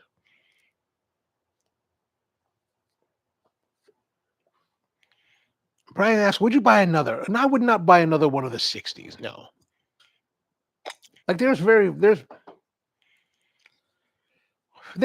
no scenario that I normally engage with that I would want to normally buy a 60. I bought the 60 because I thought it was a new cigar, new line, and I thought this was the only one. I didn't know there was other ones. But also because I think on our show we want to try a wide range of cigars, right? We don't want to in my private life, I'm smoking Roma Crafts, back to back pretty much, right? So, but there's enough intrigue offered in this cigar that makes me want to get one of the smaller ones to compare and see how it is, right? One that has a better ratio of filler to wrapper. Tony says that it's on the road because I'm always traveling. Oh, nice, nice. Where have you been lately? Anywhere interesting? And any favorite places in the world? Andrew says, feel bad about wussing out of the CI due to car time. How about you and my Crash in the Morning show with a donut run? Donuts. Sounds good, man. Anytime, you let me know.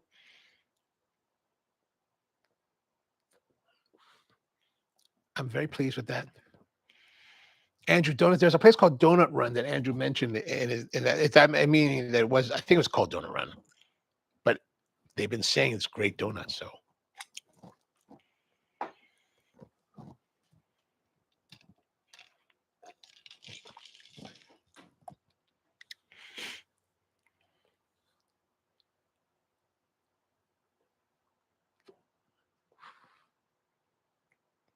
and cigars, absolutely, absolutely.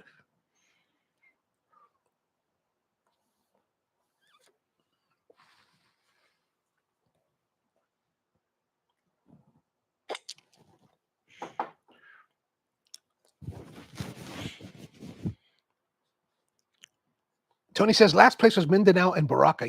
I've not been to either. For many years, I worked with one of my producers in Bukidnon in Mindanao, and I never went, which is unusual for me. Like I normally visit all of the farms that I work with, but this one, like if we worked, my producer, she, this is the one that used to live in Cebu. She worked with a lot of tribal farmers in Bukidnon, and these guys were like, I mean, tribal farmers, like for example, like you would go from the road, the paved road, to go to the actual plots where they have the coffee trees. For her was a 2 to 3 hour hike. Now you see me today, your first time seeing me. I am half the man I used to be years ago, physically. So the idea of hiking her 2 hours would be like 4 for me. So I was like, I don't need to go see the farm. And I gotta say, what I liked the most about it, like she was very meticulous in her production.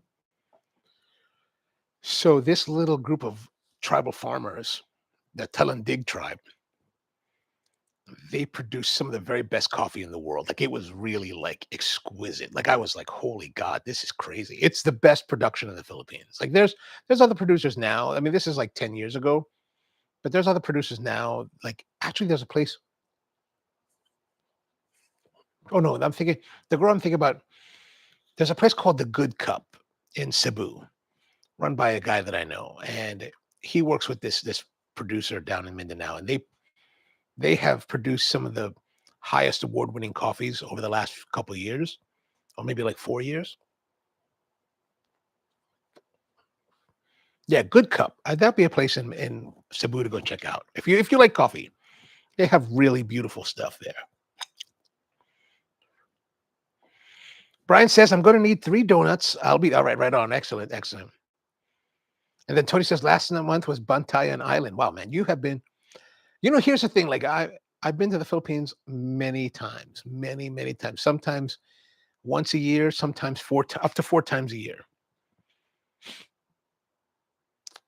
My last trip in 2023, when I went to Bacolod and Cebu, was my first trip to the Philippines where I left Manila since 1996, where I also went to Cebu. Like I hear from friends that travel to the Philippines, they're like, "Oh man, we went to Cigar, we went to all these places," and I'm like, "Wow, that sounds really amazing. They seem like amazing places." And I'm like, I never leave Manila. Like I'll go to some of the provinces my family's from, but they're all in Luzon. And I was like, I need to go see. Like friends will go and they're like, man, you guys have seen way more of the Philippines than I've ever seen. And I've been there many times. But I get there and I'm like working or doing something there, and like, and I just enjoy the life there so much that I'm like, I don't need to leave Manila. Like, it's really terrible. It's really terrible. Tony says, Mindanao is where my wife is from. Very nice. There are large mountains and very clean. Like, oh, nice. What part of Mindanao is she from? And Andrew says, a dozen should do. A dozen? Would that be enough? That's a good question. That's a good question. And Brian says he's starting to understand Tony on the road. You got it. All right, let's see here. Our last third. I think we're still in a very consistent range. So 8.5, 8.25 for the body.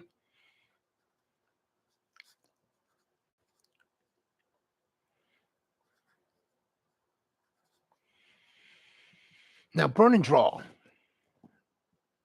I mean, really, it's been very consistent. So I have to say 9. Again, consistency, very consistent. I'm going to say 9 again. And 9 in our world is excellent. But overall,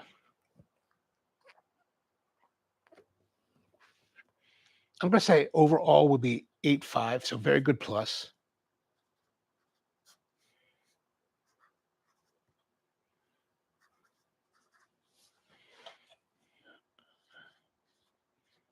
Now I got the score here now, and I think that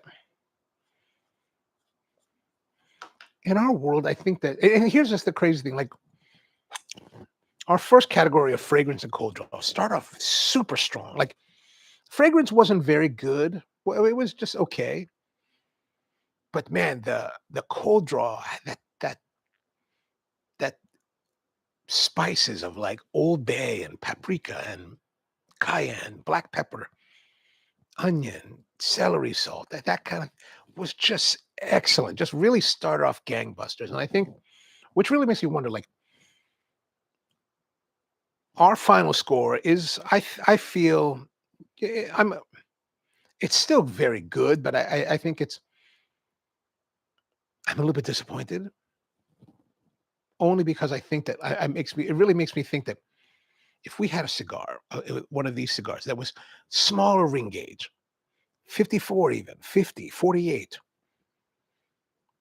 I think that would improve the performance so much. Like I think it'd be so much more compelling a cigar. So our final score for this the Caldwell is 85, 85.75. So I mean, not a bad score, right? Not the worst score, but I feel that had we had a smaller ring gauge, the score would be better. Tony says she's from the Orquieta in the northern region. Oh, okay, nice. Sounds like a good cigar. I just started my cigar journey last year, but I've been smoking cigars for years. But I always bought the house cigar at my local cigar bar in St. Petersburg. Oh, nice.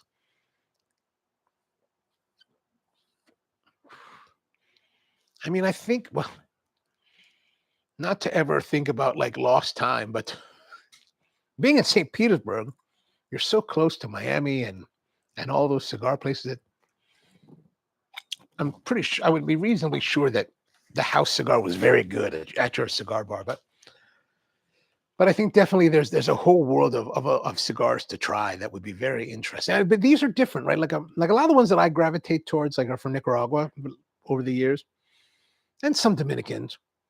They tend to be fuller bodied, a little bit more spicier. So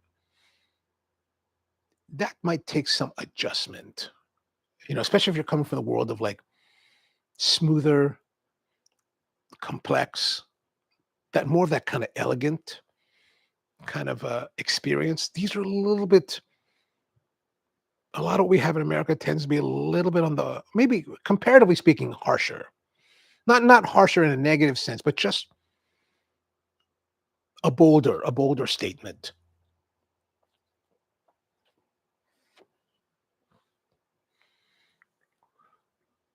Kind of like how like if we think of America, right, as a place,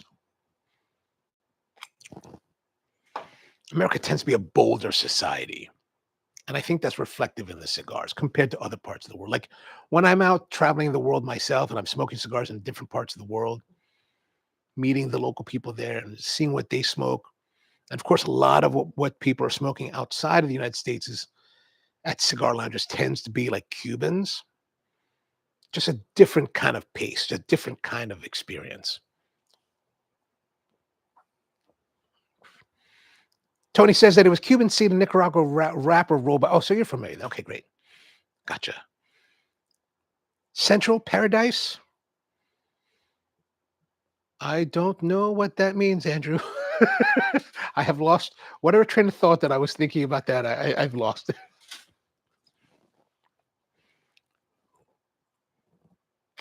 Let me know what you're thinking there. I mean, so back to Brian's question about would I buy? I mean, like uh, this cigar has been interesting enough, intriguing enough that I would like to try other versions of their lineup. Mm, gotcha. St. Pete Smoke. I gotcha. I don't know the cigar scene very well. I haven't been to Southern Florida in many, many, many years. I used to go there fairly regularly and go out smoking and eating in Miami and Calle Ocho and all that. When in the years back in like the late aughts, United Airlines didn't fly to South Central America. So in order for me to go to Central America or Colombia, I would have to fly American.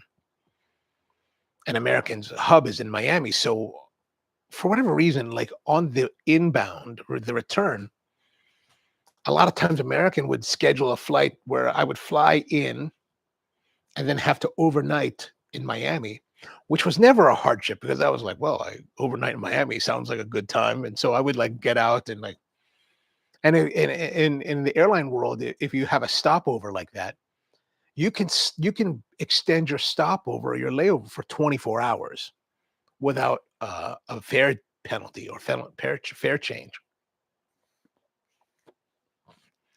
So as long as you were back on your way within 24 hours, the fare stayed the same. So I would always kind of book that in, which was great because man, I got to see a lot of Miami, smoke cigars with these Cuban guys in Calle Ocho. One trip I was even like, I need to go see Key West.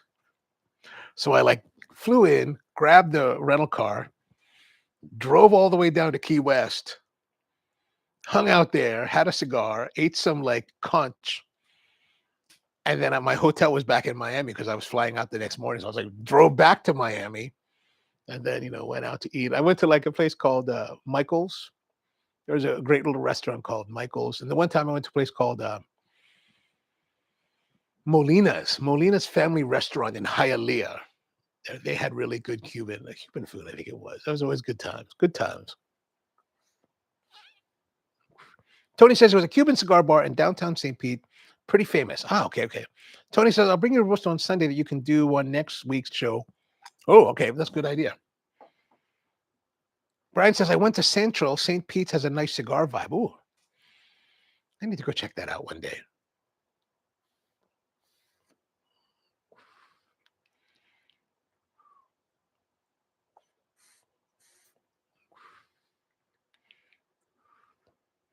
I wish I could check out more of the cigar bars in Florida. I missed out. Well, you know what? I would not go back and think that, oh, I missed out. You know, the most important thing with cigars, I believe, is that you enjoy yourself, right? As long as you're enjoying yourself. You know, yeah, there could be other experiences to try, but you know, if you're enjoying what you're doing, you're not missing out on anything, right?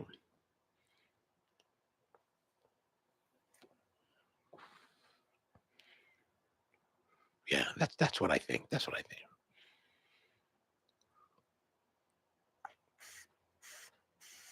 All right, time to put this down.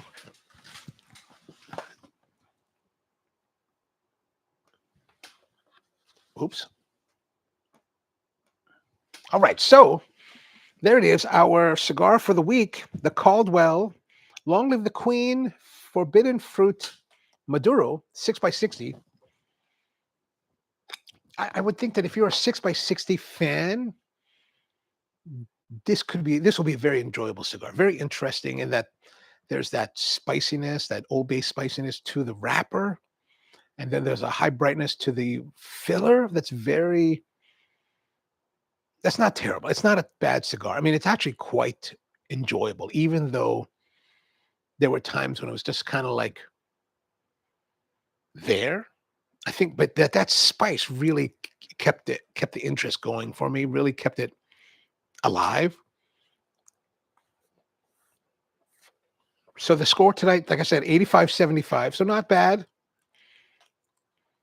I do think we'd probably respond better or more to a smaller ring gauge cigar. But yeah. All right. So that's pretty much it for this week. Thanks for hanging out with me as always on the Thursday Night Hang. Those of you who are here and can make it, we're going to be at the Cigars International in Bethlehem, Pennsylvania, and on Nazareth Pike, right around 1 o'clock. You know, our friend, my friend Troy Raynard, is going to be there. He's one of their staff there now, so he's like, "Yeah, come on out, man. We're going to have a good time." I was like, "All right."